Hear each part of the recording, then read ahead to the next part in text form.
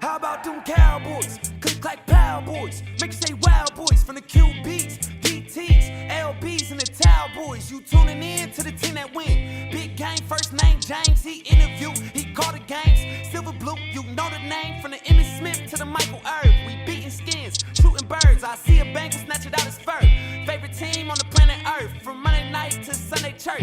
DJ putting in the work. I'm tuning in, no need to search. Through thick and thin and good and worse. Them Cowboys, click like Power Boys. Make you say wow boys. From the QBs, DTs, LBs, and the Towel Boys. You tuning in to the team that win. Tuning in to the team that win. Tuning in to the goddamn, they did it again. How about them Cowboys? Click like Power Boys. Make you say wow boys. From the QBs, DTs, LBs, and the Towel Boys. You tuning in to the team that win. Tuning in to the team that win. Tuning in to the team that silver and blue done did it again.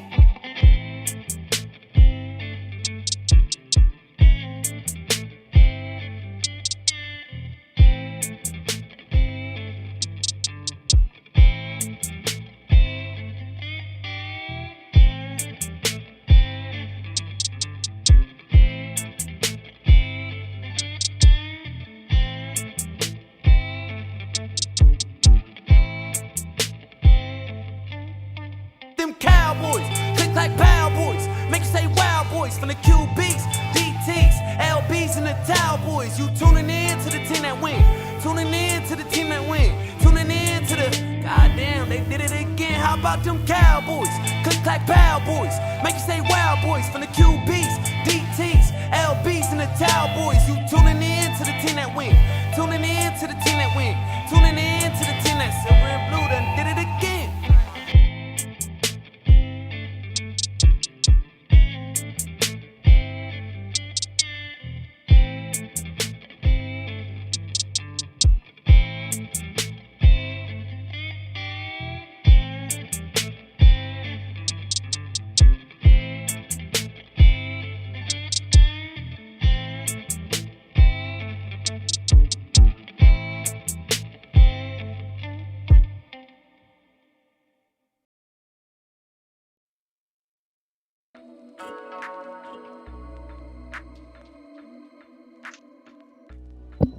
Good, everybody. What is good? Make sure y'all can hear me. First of all, let me know if you can hear me in the building, and then we're gonna get to talking. Is you clear up there, Billy? You look kind of blurry. I'm good, man. You know what? Let me go on and get this thing set up right, man. It's all good. Let me know if y'all can hear me in the building. What's up, Mercedes? What's up, Deninja? Carson, what's good with you? Let me know if y'all can hear me before I get to do all this talking. Okay, cool. Just wait for my guy to get a little, because he all blurry. I don't want to see this some old blurry black face on You know what, man? I think it might be my lighting that I got going on here. Hold on, just go ahead and take your time. Go ahead and take your time. So while my dog Billy the Kid is getting his lighting together because it's all blurry up in there, he blurry black face over there, we're going to talk some things that happened today. Mini camp happened today. It concludes tomorrow. A big signing happened today, and we're definitely going to talk about this roster right here. Everybody's talking about the 53, 55-man roster, the pre-roster. It's up in arms. So guess what? Me and you are going to talk about it today. So, and this is on the fly, folks. So I want plenty of interjection today. Get up in here. We're going to talk about the Mavs right quick before we talk about Cowboys. But get in here because we're going to talk about this roster and just who we think we may make it just early. Ain't no prediction. We ain't get to see nobody, but just some early predictions. But before we go any further, let's talk about these daggone Mavericks, dog. Man, that's just a shame in my opinion. It's just a shame. You go up 2-0 in their house. You get what I'm saying? And we knew that this was going to be a battle from A1 day one. We talked about this, Billy, before the series even started, that we would rather go against the Denver Nuggets because they were minus Jamal Murray. And we thought that would be the better matchup. Thought it'd be a tougher way to go with the Clippers because there was a year two with Kawhi, with Paul George.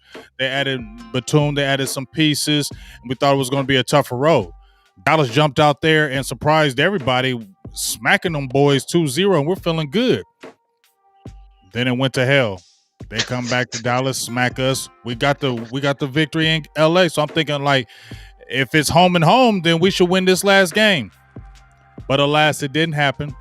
Luka did his thing, but KP, he is the firestorm around Dallas right now, because he had the article came out and said he feels like more of a second wheel, more than like the co-star, more than like the second player, more than like the second guy. He feels like I'm just an afterthought because Luka is the guy. Now, before you answer anything, Billy, Luka does dominate that ball hella. We know he dominates the ball. He does. But he's the team. He got to dominate it right now. You got to move around, KP. You got to make yourself available. You know Luka is dominating the ball. We know that. But when you get the ball, dog, I mean, you know, I heard some things. I don't know if this is just made for him, dog, because you can't sit up on the perimeter at 7-3 all day just because Luka's holding the ball and you just drift out to the perimeter and, okay, he gets it to me and now I shoot a three. They gotta have this offense where they move him around, get him inside, get him outside, get him inside, get plays for him, get him involved in early. Tell Luka gonna get his points. Tell Luka to get him in. If you got to get KP involved early, every single game early, then do that, because we already know Luka gonna do his thing. Yeah, we know that. So why can't you get him involved early? Because we know Luka gonna get hit. We know Luka gonna score. We know Luka gonna get rebounds. We know Luka gonna get assists. So why can't we get KP early in the game every single time? Yeah. Well, you know what, man? I'm glad you brought that up. And I've now, since the playoffs are over, I've had a little time to kind of assess it for what it really is. And here's the deal on this whole thing, man. Kristaps Porzingis, he's one of those guys. People say, "Oh, he should do this. He should do that." James, I'm from the old school of playing basketball. Man, your point guard gets people involved. Luka Doncic is the point guard. Luka, not only are you the point guard, you are the best player on the team. You can get yours at any given time, as you just mentioned.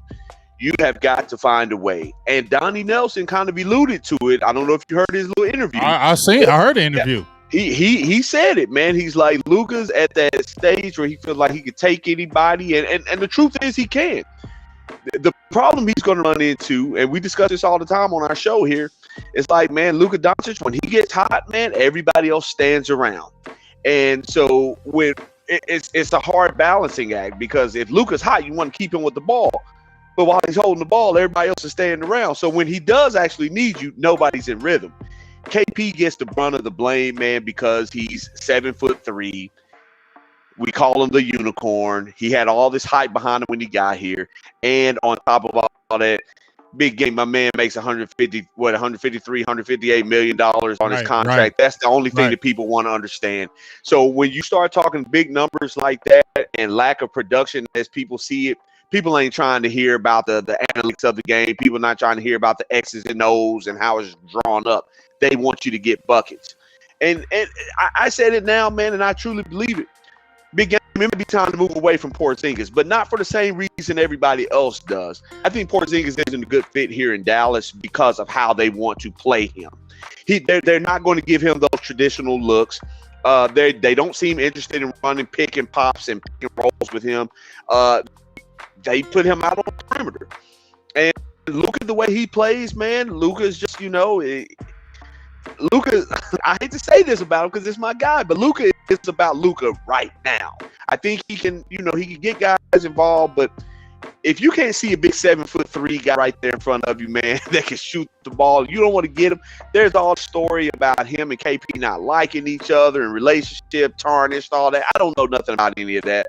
I just know if I have a 7'3" guy that can shoot the ball, big game, I'm gonna give him the ball, and I'm gonna get him in spaces where he can be productive. They haven't figured that out yet, man. So I put some of that on Luka. I really put more of that on Coach Carlisle, man. And that's a whole nother story to be had, big game. They, half the city wants them gone. Half of them are saying we're doing too much, blaming them. The bottom line, this Mavericks team, I think everybody can admit to this. No matter how well they played against the Clippers, I had them beating the Clippers because I expected the Clippers to, as they say, to clip. It'd just be the Clippers.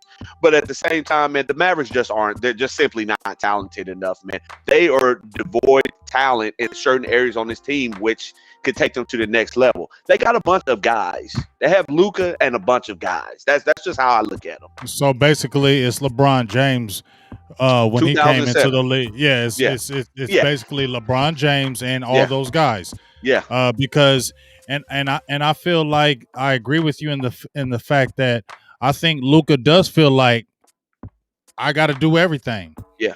So sometimes, even though he's getting assists, here's my thing, and people need to understand this when we say this, because you got to tip over toes. If you say one thing like you hating on Luka, nobody's hating on Luka, dog. Don't do it. I'm gonna do it. I ain't hating on Luka, but sometimes when his passes it's not in the rhythm of the game. Yeah. It's almost like you score 10 straight and then throw it.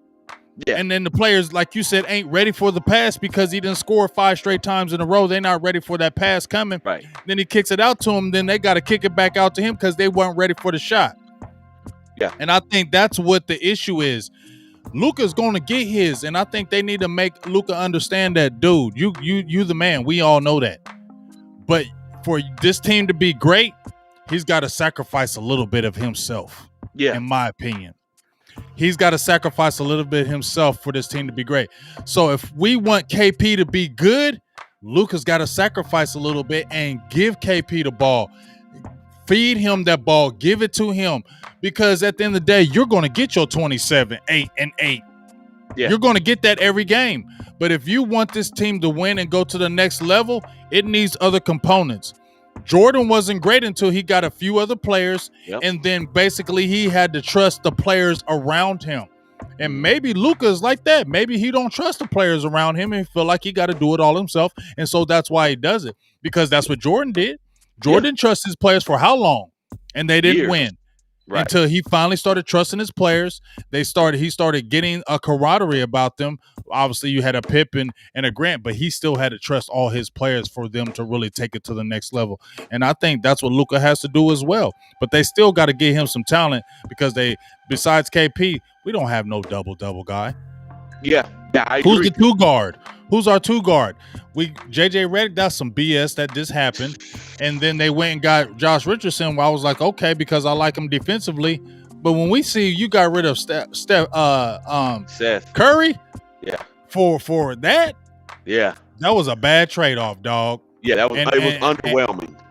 Underwhelming. And you went and traded for a dude that's older and he didn't even play, and he was already injured. Yeah. So personnel moves got to be better, and they got to figure it out with KP. But like you said, maybe it's not a fit, but I think it could be a fit. But I think the only way it's going to be a fit, I feel like Luka's got to give up some for it to be a fit. Yeah. For it to happen, in my opinion. I man, and I want to bring up something just real quick about the Mavericks, man. I don't want to go into it all deep. No, go ahead.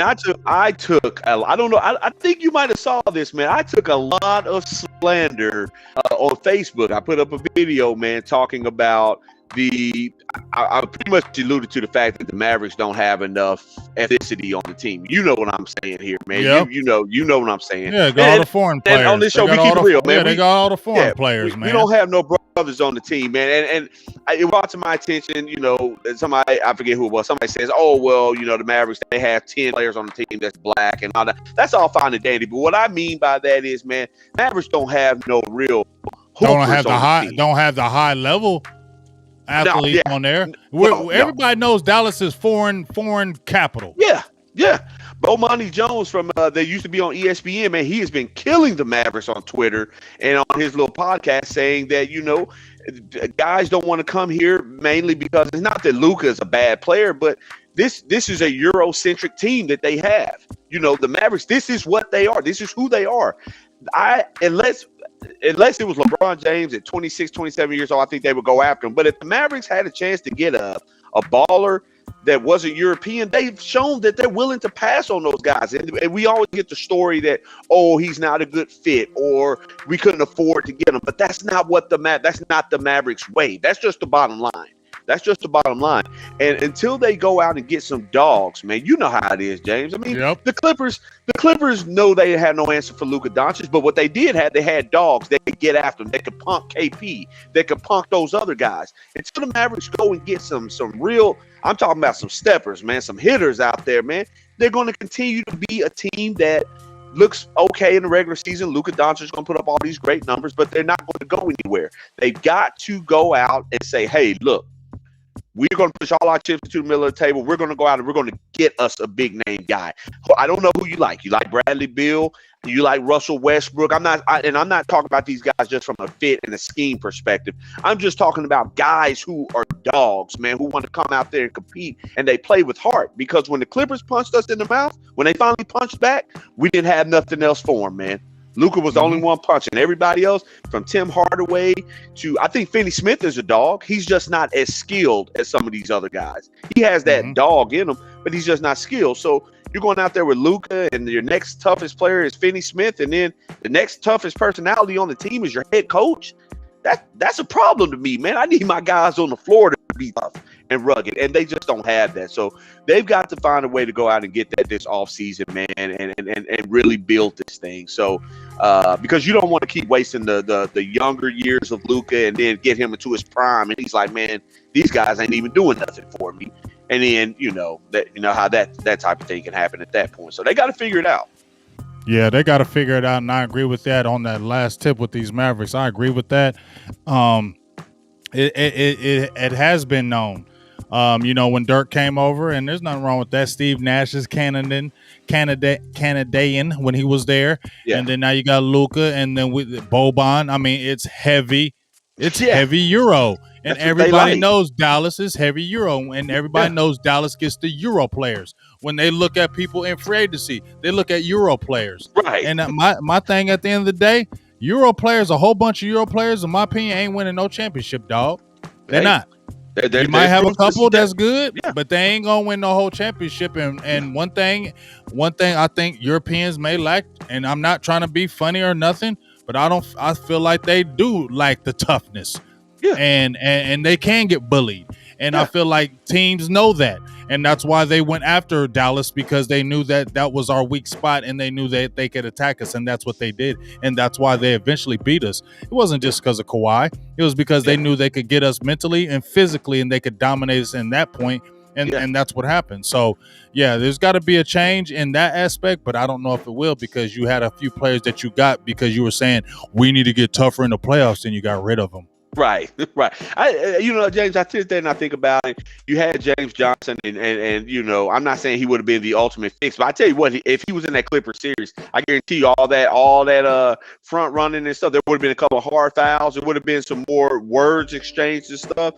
Man, Boban, that epitomizes the Mavericks right there. Boban, everybody refers to him as skilled as he is offensively. Everybody said, oh, he's the nicest, greatest teammate you'll ever have. On the dandy, man, but at the same time, dude, you got to have dogs out there, man. You can't have him. You can't have the Mellies of the world and the Reddicks who are sitting on the bench, and Dwight. There's nobody on that Mavericks team that says that you look at and be like, man, that's a guy I don't want no smoke with. The Clippers have 2-3 different guys that'll get after you, and it's like you have to have that when it comes time to play in a 7-game series. You got to have that grit and griminess. And the Mavericks just simply don't have that. So, again, they'll have an off season to try to get it together and get some guys, but it can't come back being the same thing it was. That would be a complete disservice and a slap in the face to the DFW if you ran it back with that same squad, or even if you swapped out names and brought the same type of personalities. You got to do something that says, hey, no, we're wired a little different this go around. You got to do that. You cannot come back with that same group of as I call it, mashed potatoes, man. You can't do that. You got to come with something a little harder than that, man. Yeah, soft cakes and figure it out. So we'll see what happens. But let's go ahead and do a 360 pivot. Dallas Cowboys are in the building. Sir. We've been having OTAs, rookie camp, and now mandatory minicamp. 3-day mandatory minicamp ends tomorrow. A big signing happened today. Mr. Micah Parsons, linebacker, first-round draft pick, 12th pick overall, signed a 4-year guaranteed deal. Are you excited about that? Well, of course, man. I mean, that's the first step. That's the first guy that you're going to, or that you decided to use and throw into the middle of your defense. This new defense that we're trying to develop. Go ahead and get him signed. What are we waiting for? There's nothing to talk about, nothing to discuss. It was inevitable. I'm glad we got it out the way earlier than later. So now his contract is secured, and big game, we know how that is. We saw it with Dak Prescott. When the money is right, everything else is right. Now we can just worry about strictly playing football. I can get in that playbook. I don't have to worry about whether I'm going to get this check. Am I getting paid at this rate or that rate? You get the money. It's out the way. Check's been cut. He's secured. Let's play football. Let's get some more guys signed, and let's follow in that same process. Yeah, definitely. I'm excited about that. You know, like I said, Micah Parsons, I've been saying it time and time again that he is going to be the Dak Prescott of the defense. Yeah. You can see it. If you haven't seen it already, I think you're blind. I feel like everybody is just gravitating to this rook like they did Dak. Yeah. He has the fun-loving spirit like Dak, and you know, when I heard Mike McCarthy talking about Dak, how he says he's just super real. He's the same with everybody.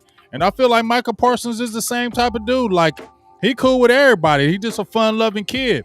And I feel like when you see that ability really get out there, I'm telling you, people are really going to follow him. So I'm just really glad that one of the future leader of this defense got signed, sealed, and delivered. And now let him do his thing and let him be great. And that's what I'm excited about. Yes, sir. So the main reason why we are going to have this show today, and I want y'all in the chat, plenty interjection today. We're going to do a 53, 55-man roster today. I did this straight on the fly. Just hit my dog up, Billy the Kid. He said, "What we doing today?" I said, "Nah, let's do the roster." So this ain't scripted. This ain't nothing. This is just off the top of the turnbuckle, off the top of the head. So y'all jump in there too, and let's figure it out, and let's go, and let's see how it goes, and let's see the pre roster before training camp actually starts. So let's start. First of all, let's start with let's start with some special teams, and then we'll go from the special teams and then hit offense and then go to defense. All right. Yeah. All right. So we got special teams. Special teams. You got obviously. I can't remember his name. He played with Dallas forever. Oh, his name just the long snapper. Yeah, long snapper. LP. LP. Yeah, LP. Ladisor. He is not here any longer. Right. So he is gone. So you got Jake McQuaid. He's one player. We're already going to name one. He is going to be the long snapper. Jake McQuaid is going to be the long snapper this year. Now, we got two people at the punter position. Hunter Niswander, and they just signed Brian Anger. Yeah. Who are you going with right there? Man, I'm going to go with Niswander. He was the guy that we brought in on the second half of last year. It's so hard to tell about punters, man. I mean, I just feel like that's a come and go thing. I think you can get a punter anytime. I think he'll get it just because of the familiarity behind him. But I'm not going to be, if the other guy wins, it's not like I'm going to be like, oh, God, we got the wrong guy. I mean, punting is punting. I just need to make sure that you know how to punt the ball. You can angle it from time to time and just have enough of a leg to change field position. If you do that, man, I'm not asking much from my punter position. I'm gonna keep it real. I'm gonna go with Niswander as well, because he was booming them.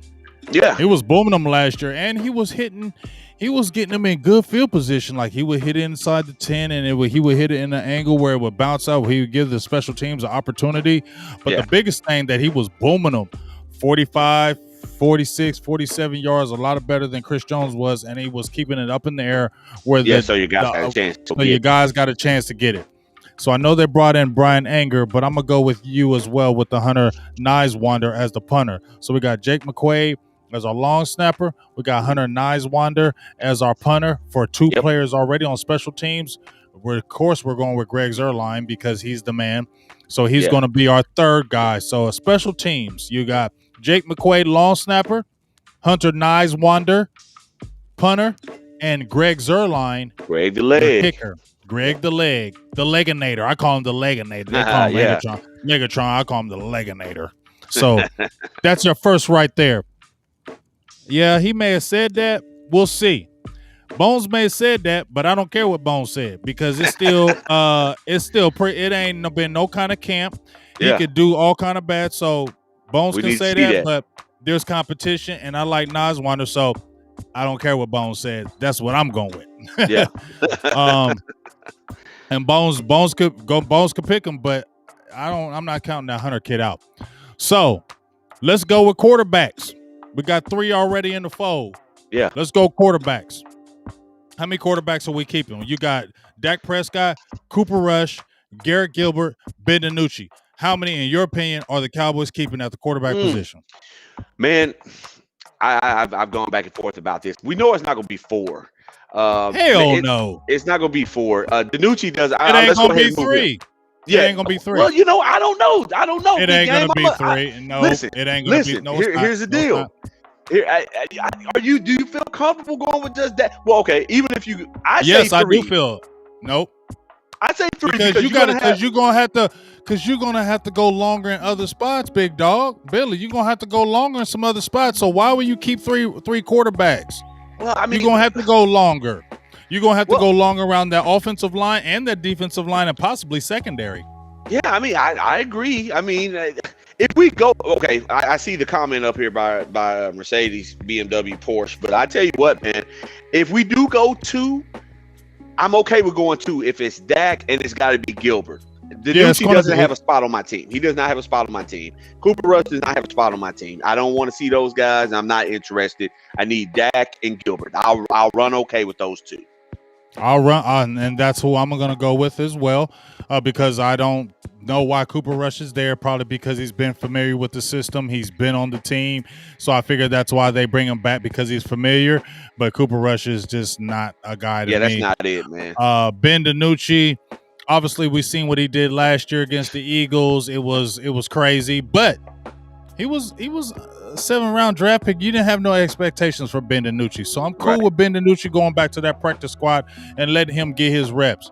We saw Garrett Gilbert against those Steelers the one time, his first start. Well. He played very well, had an opportunity to win the game. And the biggest thing I noticed about Go Gadget Gilbert, that's what I call him, Go Gadget Gilbert. The one thing I loved about him was I felt like the team was rallying around him. Yeah. Yeah. When I seen, Cooper Rush and even with Ben DiNucci, I felt like the team was really rallying around him. He was putting the ball in really good spots. Yeah. He was running the ball. He was making plays, man. He was making plays. You feel me? And I remember Garrett Gilbert at Texas, so I remember him. So I'm cool with the Garrett Gilbert. Let him, grow. If you find somebody, maybe a veteran, okay. But as of right now, if you're staying with those guys, Dak Prescott and Garrett Gilbert are the only 2 guys for me, in my opinion. Yeah, absolutely. Absolutely. How y'all feeling about that so far? Y'all know some people said, a Hunter being on the team. But so far we got, I'll rehash it again. Tell me how we feeling so far. We got Jake McQuaid, Hunter Niswander. Sorry, Brian Anger. I know your coach love you, but we ain't going for you because we saw Niswander booting that joker. Greg the Leginator. And then we went with 2 quarterbacks. Garrett Gilbert, Go Gadget Gilbert, and of course, Mr. Dak Prescott. And we know what he does. Yes, sir. We know what he does. Yes, so sir. Now let's hit the running back position. This is interesting. This is interesting. Oh, this is interesting. This is interesting right here. How many running backs you going? Man, I think you're going to go. We know we're going to have Zeke not refurbished. That's a bad word. We have rejuvenated. Yeah, Ezekiel Elliott. I think Zeke is going to be your number 1. Of course, we all know Tony Pollard is going to be here on the team as well. Man, I don't know, man. I like to have a 3rd back. I don't know the names. Forgive me on that. But if I had to, I'm going to throw them out there for you. Okay, go ahead. Throw them out there for you. I'm going to give you your running backs. Ezekiel Elliott. Okay. You got Tony Pollard. Right. Rico Dowdell. Siwo Olanue. I don't know if I said that right. And they got another guy, too. I can't remember. That fullback. I can't remember his name. He's a big boy. They also got Jaquan Hardy from my home, Tiffin. My homeboy plays for them right now. he ain't probably going to make the roster. If anything, it's probably a better practice squad. But those are the names I mentioned. Do you think any of those guys do? I know one player I think they are going to keep. We know Zeke, Tony Pollard, man. I don't know the name, but I do see it here in the comments right about guy Rico Chris Davis, Dowdell. man. Yeah, the kid from That's who it's going to be. Is he the kid from USC? I don't know if Rico Dowdell's from USC. I don't know the college, but all the thing I know about Rico Dowdell is that he's a special teams demon and he's fast as hell.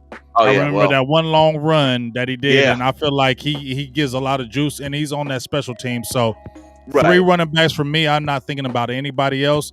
Ezekiel Elliott, Tony Pollard, and Rico Dowdell for me, in my opinion, right there.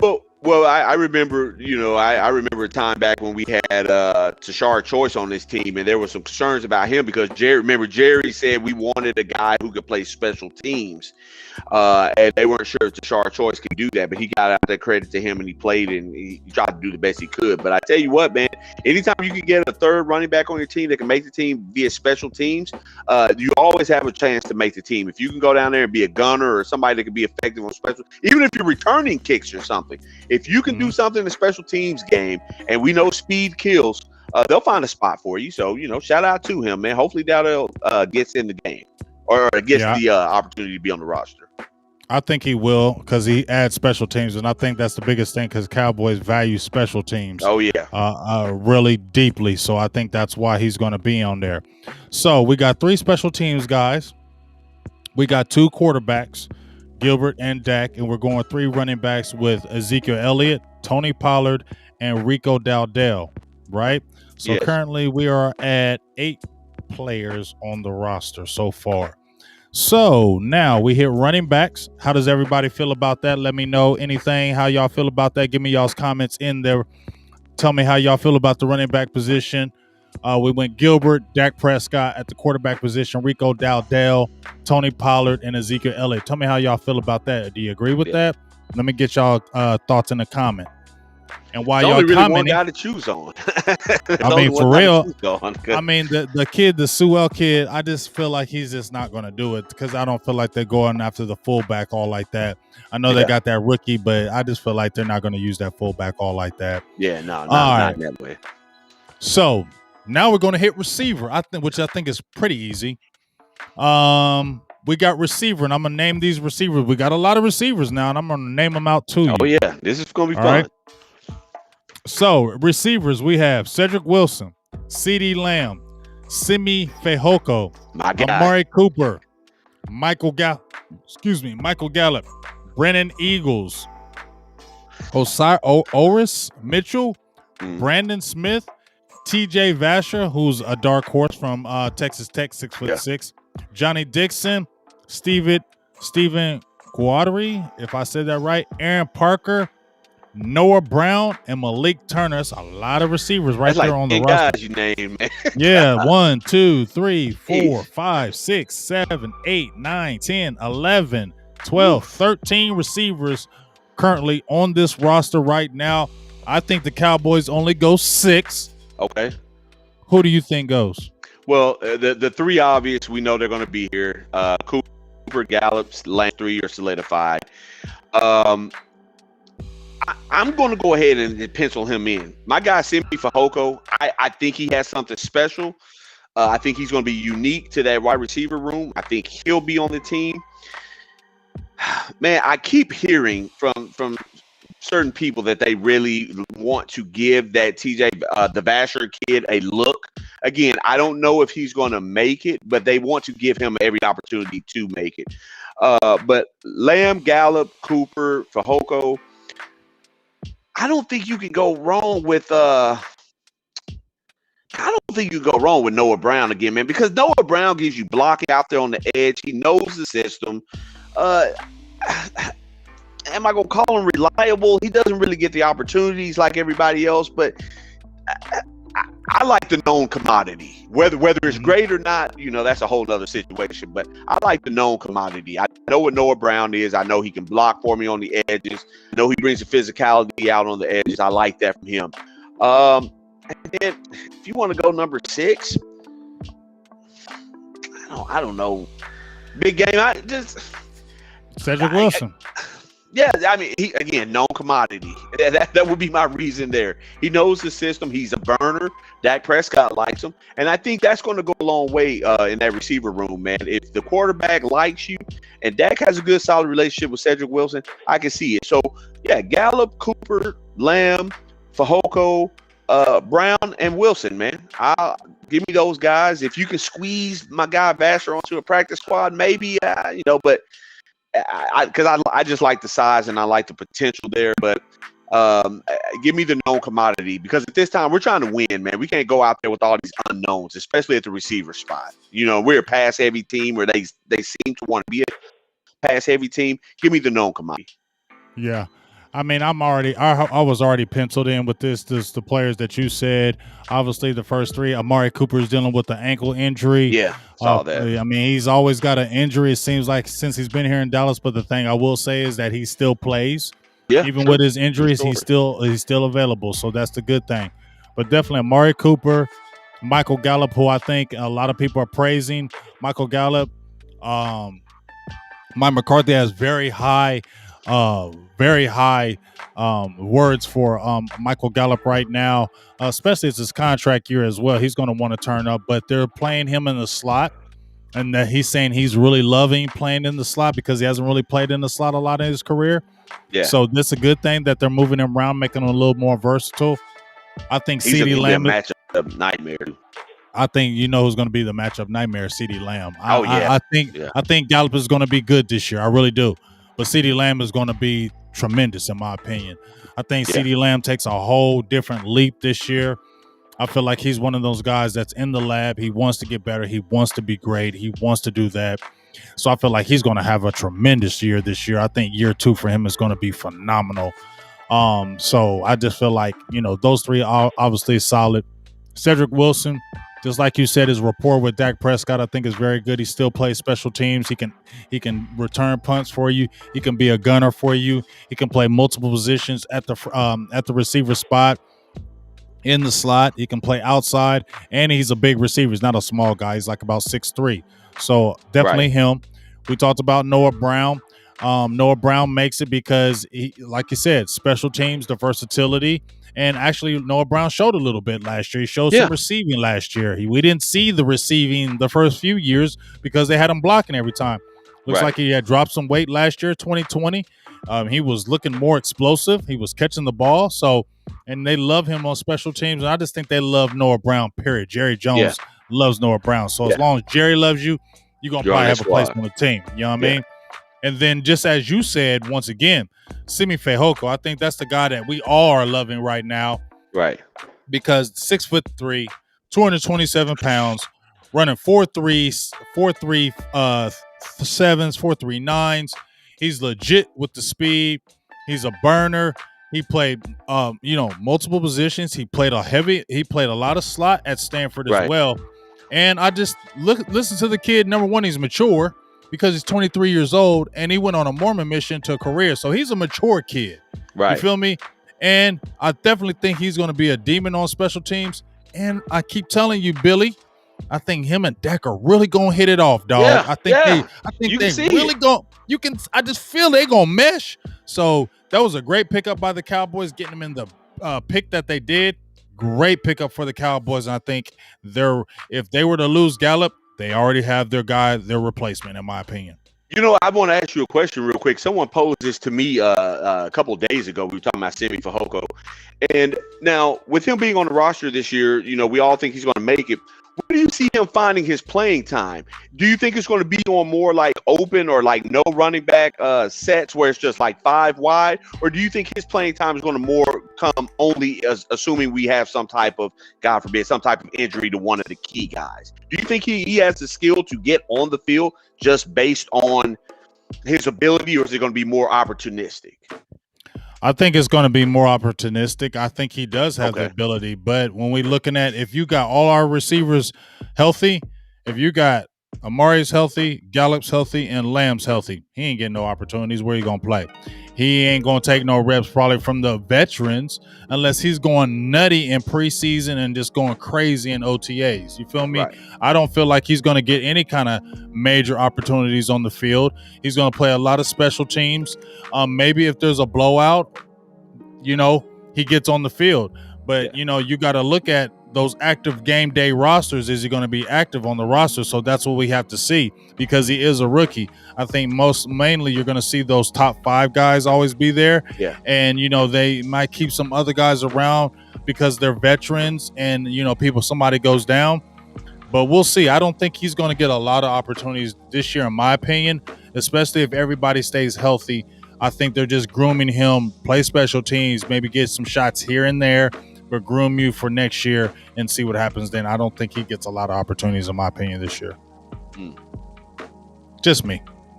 Hey. So, what up, Ready Red? What's up, Jim Loss, Miss Charles? What's up, Montano 808, Mercedes Benz, Porsche? All y'all, what's up? Keep on getting up in here and hit that like button, man. So, we did 6 receivers, right? So, that's 14 players we got so far, and I'm going to go through them again, big dog. Yep. First, Jake McQuaid, long snapper. We went Hunter Nieswander as our punter. Greg Zerliner, the Leginator, as our kicker. Dak Prescott, of course. Garrett Gilbert, backup. We went 2 right there. Running back, we went 3. Dak Prescott. I mean, not Dak Prescott, I'm sorry. Ezekiel Elliott, running back. Tony Pollard, running back. Rico Dowdell, running back. We just hit receivers. We went 6. Amari Cooper, Michael Gallup, CeeDee Lamb, Cedric Wilson, Noah Brown, and that rookie Simi Fehoko, who we all loving right now. So let's hit the tight end spot now, big dog, because the next position is gonna be tough. Offensive line gonna be tough. Oh yeah. But let's hit this tight end. Who you got a tight end? I'm gonna mention the tight ends we got right here. I already have in my head who I think, but I'm gonna mention these tight ends to you. We got Blake Jarwin, of course. Dalton Schultz, Nick Eubanks, Artavius Lynn, Nick Ralston, Sean McKinnon, Jeremy Sprinkle. That's it. 3 tight ends. Give me Jarwin. He has a good rapport with Dak Prescott. They kill the Giants every time they play the Giants for whatever reason. So Blake Jarwin, the Giant killer, he'll be here. I think Dalton Schultz, it would be silly to not have him on the roster this year. Originally, when they signed him away from the Redskins, what's his name, Sprinkle?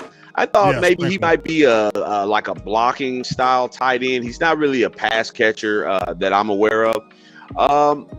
Again, give me the known commodities. I don't want to be out here, trying to get our old what's the kid's name? Rico Gathers. I don't want to be doing that project again. Right. I want proven commodities because if we were just trying to figure out what type of team we're going to have in the future, that's one thing. But right now, man, I want guys who, if God forbid anything happens, man, if Jarwin goes down, we can put somebody in, plug and play. I don't want to have to worry about, we got to scan the waiver wire to find a ready tight end.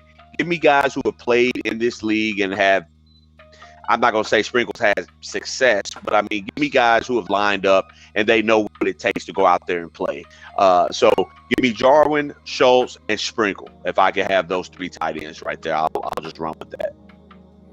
All right. Now, I'm going a little different on this one, and I know about the Jeremy Sprinkle guy, and he's not a bad choice, and he's a vet, so that's why he may make it over this other player I'm going to mention. Right. But I'm going to mention Sean McKinnon. Okay. I feel like they kept him on the active roster quite a bit last year. He was a player that I believe came from the University of Michigan. He has blocking attributes. He's a decent pass catcher. And I think that, with this blocking, the Cowboys will look at that. So I think it will be between Jeremy Sprinkle at the 3rd tight end and Sean McKeon. I'm going to go with Sean McKeon on this one. It could be Sprinkle, but I'm going to go with Sean McKeon on this one. I think he's a pretty good blocker, decent hands, and it's what the Cowboys love anyway. So I'm gonna pivot on this one.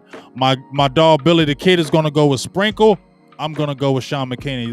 Let me know how y'all feel about our tight ends. We pretty much said, I know y'all agree with me on these receivers, but tell me how y'all feel on these tight ends. Do you want Sprinkle or McKinnon? Those are the two guys that we're both kind of talking about. What will y'all say in the comments? Do you want a Jeremy Sprinkle or Sean McKinnon? Let me know. Well, yeah, I think. No, go ahead, James. Go ahead. Oh, well, I was just gonna say, man, I think people around here in Dallas, you know how it is, man. We want the pass catchers. You know, we got accustomed to seeing Jason Witten. Blocking tight ends aren't exciting. That's just the bottom line. They're not exciting. But I tell you what, man, if you're going to be in that red zone the way I expect the Cowboys to be in and out of that red zone all year long, man, give me a blocking tight end on 31, 32, man. I can throw him out there on that edge, man. He can seal that block for me, or he can move somebody off the ball. I don't want the tight ends who are just pass catchers who, you know, they get ran over by linebackers or defensive ends who are just blowing them off the ball. I want guys who can actually kind of put their cleats at the ground and stand guys up. At least long enough for Zeke or for Pollard to hit that edge. We saw that so many times last year. When it came to blocking on the edges, man, especially with the tight ends, man, they just didn't hold up well. I mean, they were just getting blown off the ball. And, you know, for guys like Pollard who are relying on you to hold that block just so they can hit that corner and get that little burst of speed, man, it's hard for them to get going if you're not doing that. So I like guys who can, you know, fire off on the ball, move somebody, and or at least don't get knocked backwards. Right. And I think Sprinkle gives me the best chance of that. So that's the guy I'm gonna go with. We're going to definitely see. Now, before we hit this offensive line, I think it just I don't know if this is crazy breaking news, but Dak Prescott, our guy, officially is leaving Adidas. You know you got to be a good dog. You got to be a beast. If you're leaving Adidas money, and he getting Jordan money now, he getting that 5 years. That money, man. He getting that money. You feel me? You ain't a bum.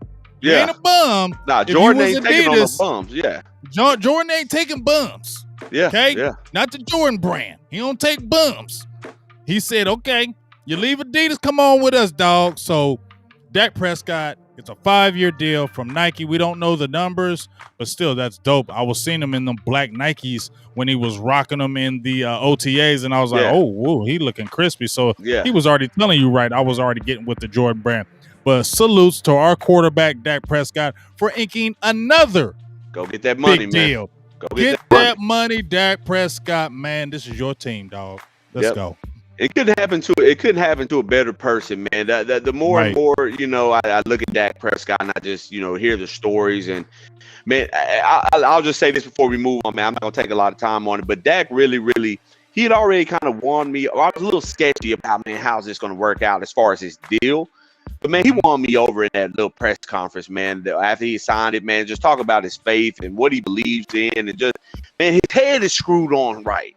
And so you can't go wrong with guys like that. And being the Dallas Cowboys and all the head cases and nuts that we've dealt with over the years, it's finally good to get some a solid, just a rock, a staple for your team, man. And Dak Prescott seems to be just that, man. So Dak, get all the money you can, man.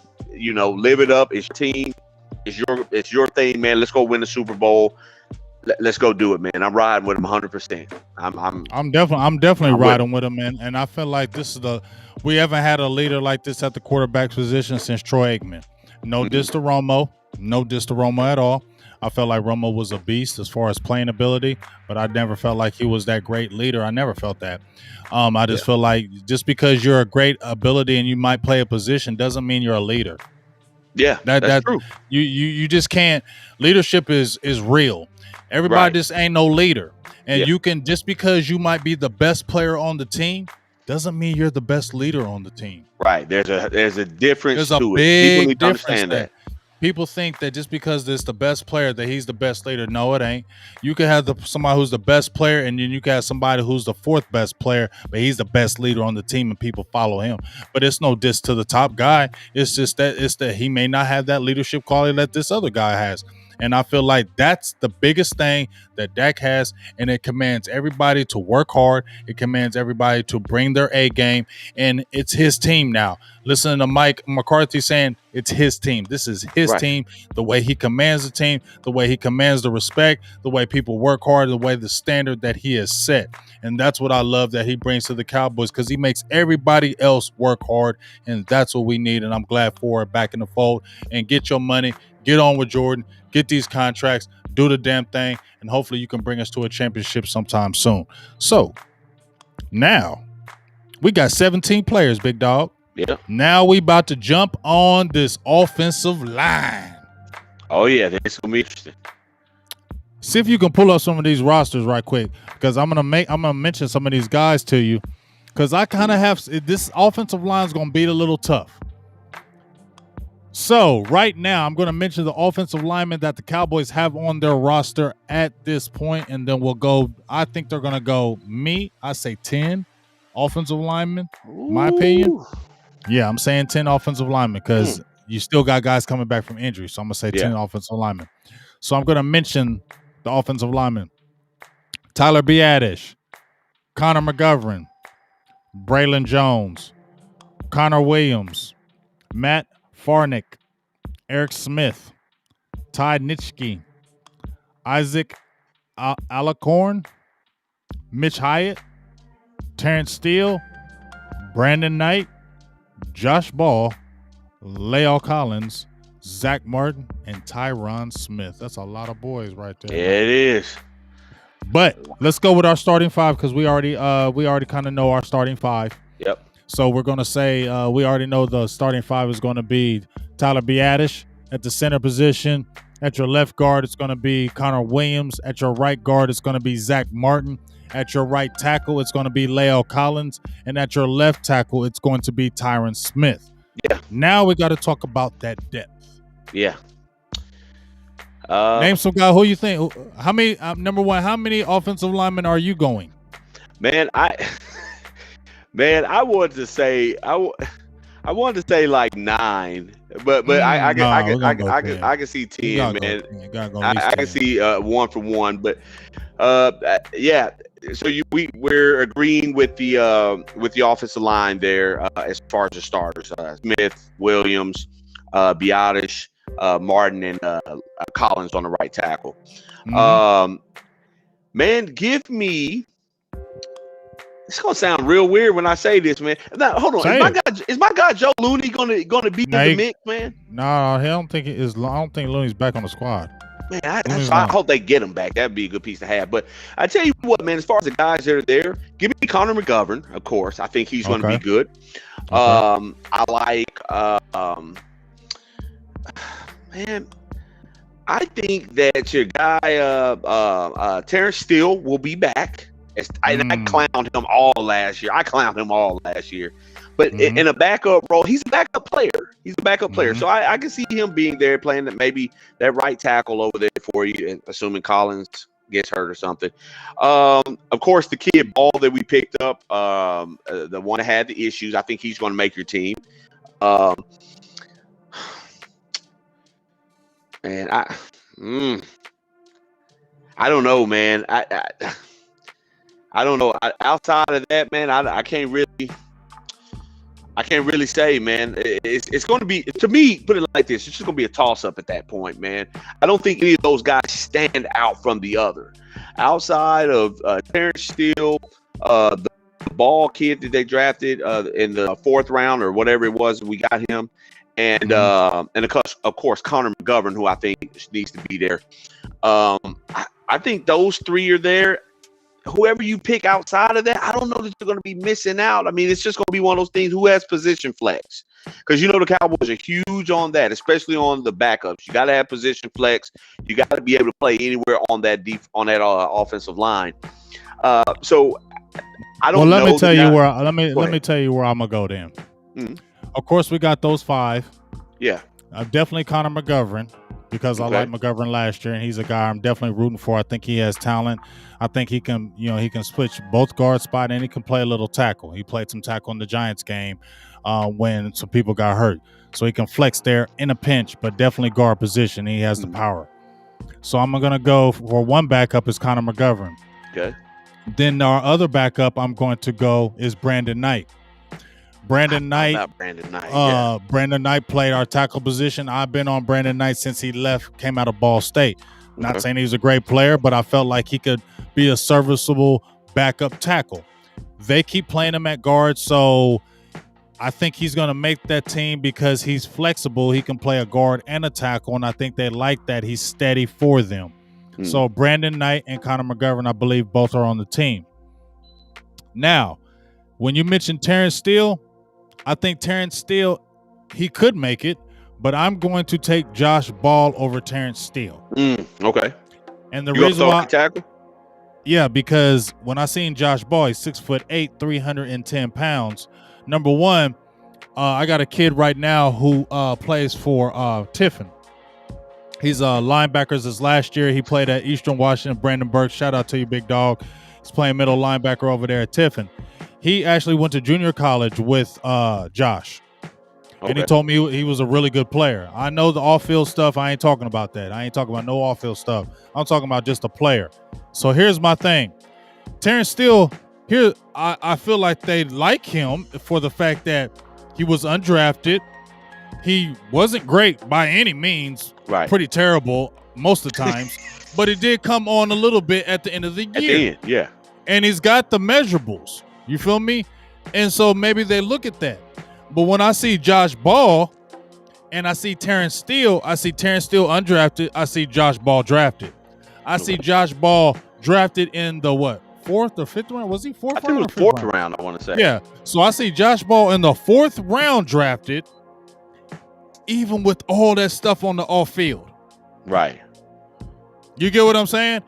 You had all that. You had that stuff on the off field, and they still picked you in the 4th round. Yeah. They must think you really good. Right. Or they must think you got some potential. So, an undrafted player in Terrence Steele who ain't gonna cost you nothing, or a rookie you drafted in the 4th round who they think could eventually be a starter. So I'm gonna go with Josh Ball. Yeah. Okay. That logic makes perfect sense. So I'm gonna go with Josh Ball on that. So I got 3. I got McGovern, I got Josh Ball, and I got Knight. And then I'm also gonna go with the Ty Nitschke guy. He came over from Buffalo. Buffalo, yeah. He's an older guy, but he's more of a flex position. You can flex him at either tackle. And with Tyron Smith and Galeo Collins still iffy from injury, and I know he's older, and you could sacrifice him because he didn't cost a lot of money, and you can have one of these young guys. But I think that he stays. If we're doing the early, I'm gonna go with the Ty guy making the roster. Okay. And then my last guy, because I'm gonna go 10 on the line of scrimmage.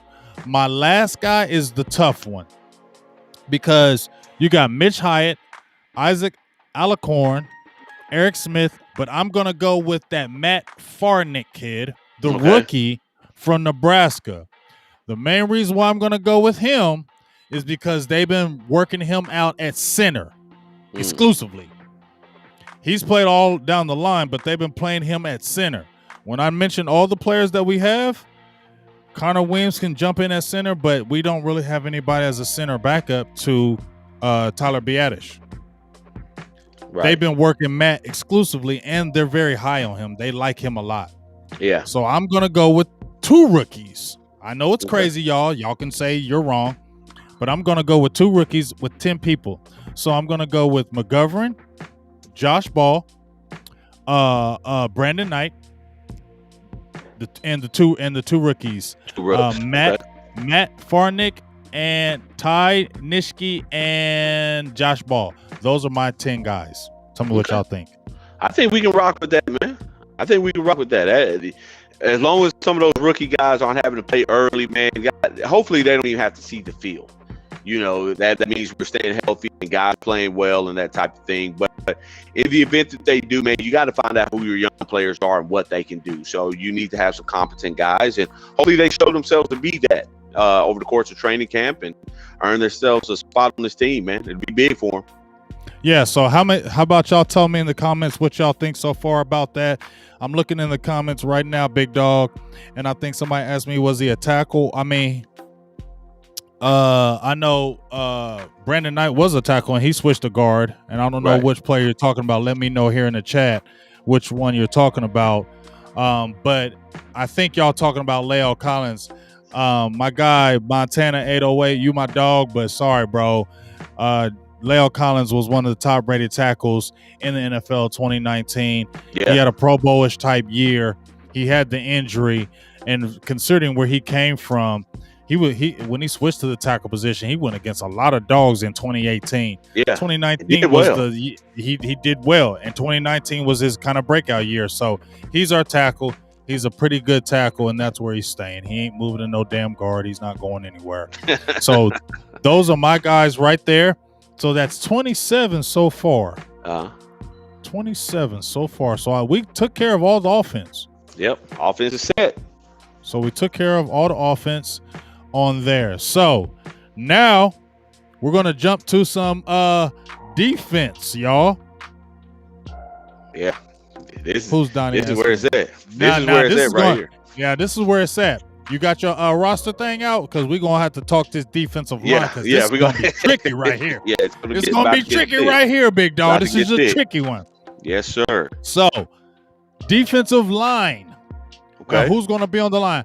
How many do you think they keep on the defensive line? I went 10 on offensive line. How many do you think they go on the defensive line? I already have a number in my head. Man, I'm going about 9, man. I'm going about 9 man. I'm going about 11 of them boys. I'm going 9. 9 seems to be that good number for me, man. 11 is a little thick on the defensive line. But you're gonna need 11, bro. If you look at the players that I'm gonna mention, you're gonna need that because you're gonna need depth. When we have hella injuries, yeah. Okay. I'm not going 9. So. Okay, so you're gonna go 11. Okay, got it. No, you tell me your 9. I'm gonna mention the names first, and then you tell me your 9. Okay. Okay. So first, DeMarcus Lawrence. This is all the defensive linemen. DeMarcus Lawrence, Randy Gregory, Chauncey Golston, Dorrance Armstrong Jr., Bradley Anae, Azura Kamara, Terrell Basham, Rondell Carter, Quentin Bohanna, Osa Ogadizua, Austin Facilo, I don't know if I messed that one, Tristan Hill, Nelville Gallimore, Justin Hamilton, Brent Urban, Carlos Watkins. God, everybody you just named, man, could very well make that team. God, it's a lot. Jesus Christ, man. Okay, well, I tell you what, then forget what I said about the 9, man. We might be sitting right there on your number, man. Of course, give me D-Law. I need Randy Gregory. I need them on the edge. I got to have my guy Neville Gallimore in the middle. That's a must. Okay. I have to have him. I believe Tristan Hill was trending upwards before he got injured last year. I think he'll be on this team. I like Diggy Zua. Thank you to Donnie Darko right here in the comments, man, because I was going to struggle with that name. He broke it down to where I could say it. Diggy Zua. I need him there. I know you say you weren't just high on Golston. I think they like him a lot, man. I think they like him. I think he's going to have a place on this team. I think Urban, the one that we picked up from the Bears, I think he's going to have a place on this team. You can't teach that type of size and length and run stopping ability. Of course, my guy Quinn Bohanna, he's got to be here, man. So, shoot, I think that right there puts me about 9 right there. 1, 2, 3, 4, 5, 6, 7, 8. Okay, 8. Okay. Give me what's the other kid's name? I like the kid from the Texans, man, Watkins or whatever. I like Carlos him. Watkins. Just as a rotational piece. I'm not gonna say he's gonna be a starter, but just a guy that can be a rotational piece for you. For whatever reason, big game. I don't know what the infatuation is. They love them some Dorrance Armstrong. I don't know what the affiliate, what the attachment is there, but they love them some Dorrance Armstrong. So plug him in as my number 10. Oh man. Oh, my guy Bradley Anae. Anae's got to be in there. He's got to be in there. That's my 11. Anae has to get some playing time. They've been teasing us about him and his ability over the past couple of seasons. They kept telling us, it was a numbers game, why he wasn't able to get on the floor. Oh, no. Hold on. Can I make an edit real quick? Yeah. I know, because you left out Basham. I sure did. I just saw that right there. I loved his interview the other day, man. That guy's going to play with the swagger. He's one of those guys, man, you could just he's going to add a little something swaggy to that defense, man. Kind of have them playing with the edge. I'll go ahead and drop Watkins off. Give me Basham and give me my guy Anai. I can run with that. I feel completely comfortable running with that. I think I got enough beef in the middle, and I got guys off the edge that can go get the quarterback for me. Give me that lineup, and I'll run with it. All right, that's not a bad lineup at all. I'm gonna really pretty much roll with a lot of you saying. I'm gonna go with my left defensive end and DeMarcus Lawrence, my right defensive end, and of course, and Randy Gregory, who I think is going to have an absolute tremendous year. We've been seeing all the interviews. He's bigger. Have you seen Randy Gregory this year? Yeah, he looks like he's yoked up a little bit, man. No, he is big. He looks clear-minded. He looks ready. Randy Gregory is about to explode. I'm expecting nothing less, Randy, than a 10-sack season and turning all the way up. So, Randy Gregory, DeMarcus Lawrence in that middle. Yes, sir. Neville Gallimore. Tristan Hill. I'm going to say he's safe for right now. Yeah. But if Osa and these other guys step up, Golston, Tristan Hill, if he don't, he could be cut. He's a guy that's a fringe guy for me, and I like Tristan, but he's fringe right now. But I'm going to go with Tristan, okay?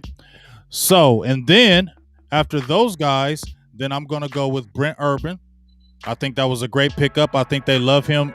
They were talking about him earlier today, how they love how he's the same every single day and how much he's an energy guy and how much he brings it to the rest of the guys as far as stepping everybody up. So I like Brent Urban as well. After Brent Urban, then I think all three rookies are going to make it.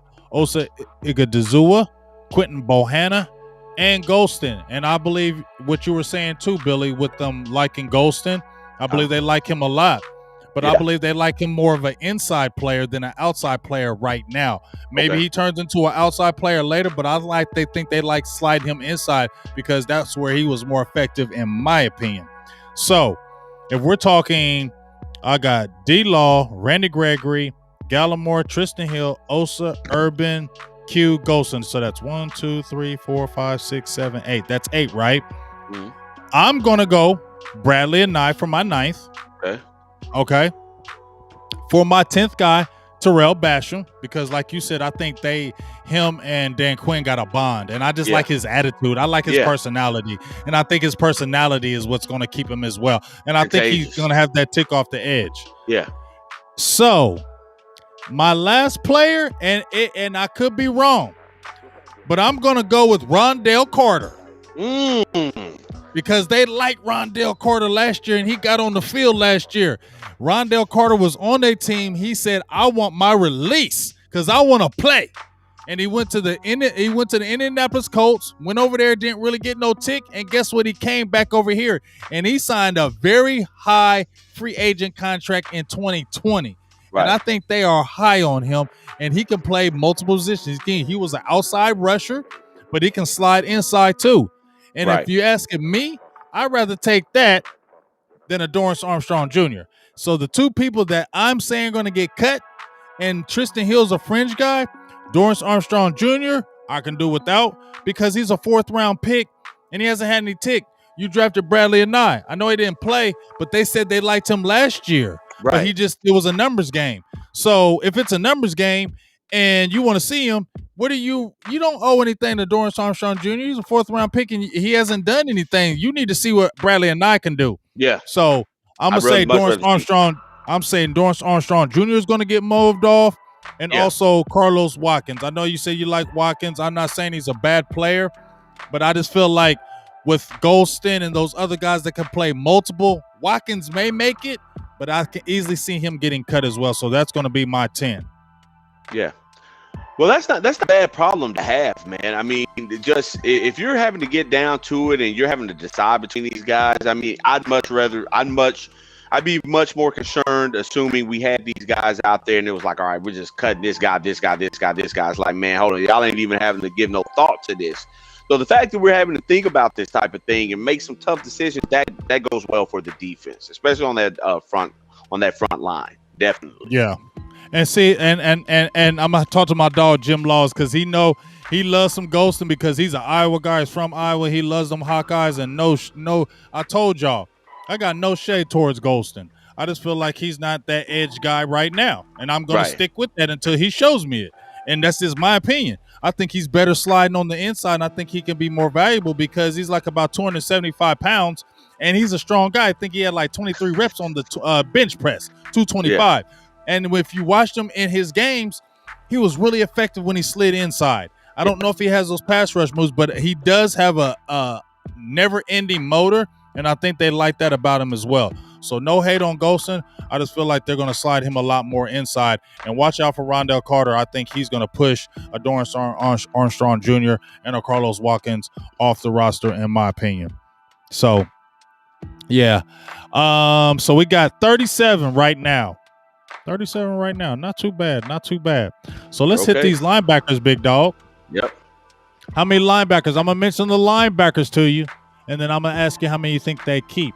So linebacker position, we got the dog, Micah Parsons, Jalen Smith, Jabril Cox, LVE, Luke Gifford, and Francis Bernard. That's pretty simple for me, man. Everyone except for Bernard. And that's not to slight Bernard, man. I just know Luke Gifford. I mean, they liked him, man. He was a special teams guy before he ended up getting injured. If I want to say Luke Gifford actually was it last preseason? No, it wasn't. We had preseason last year.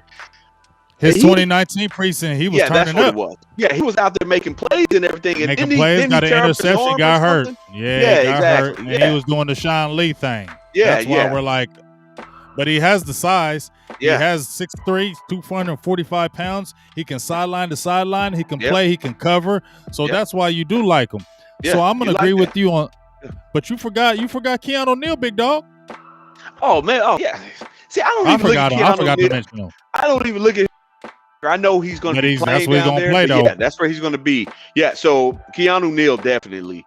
Now if it comes down to keeping 5, I mean that makes 7 linebackers in total. So if you have Keanu Neal, then it's gonna be Neal, Parsons, Cox, Van Der Esch, and Smith. If you're gonna run 5. If you do squeeze that, God, come on, man. Who is Bernard? Come on, that's how it is sometimes, man. The name ain't popping like that. But hey, but if they do decide to keep 6, then yeah, of course, give me Gifford, man. Give me Gifford. I like him.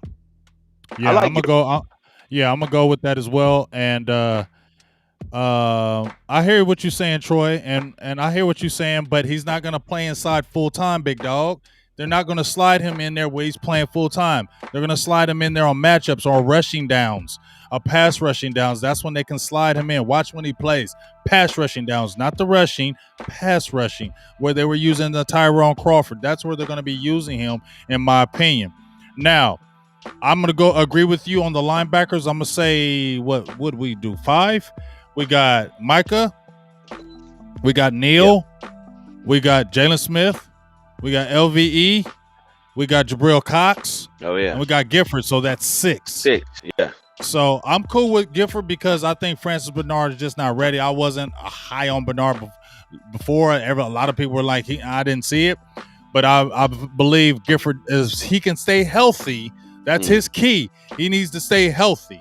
But if you get a healthy Gifford, I feel like he adds because he's multi-dimensional. He can play some run, he can play some pass, and he plays special teams for you, and he's got good size. His biggest thing is he has to stay healthy. If he can stay healthy, I like him at the linebacker position as well. And if we do that, we're at 42, big dog.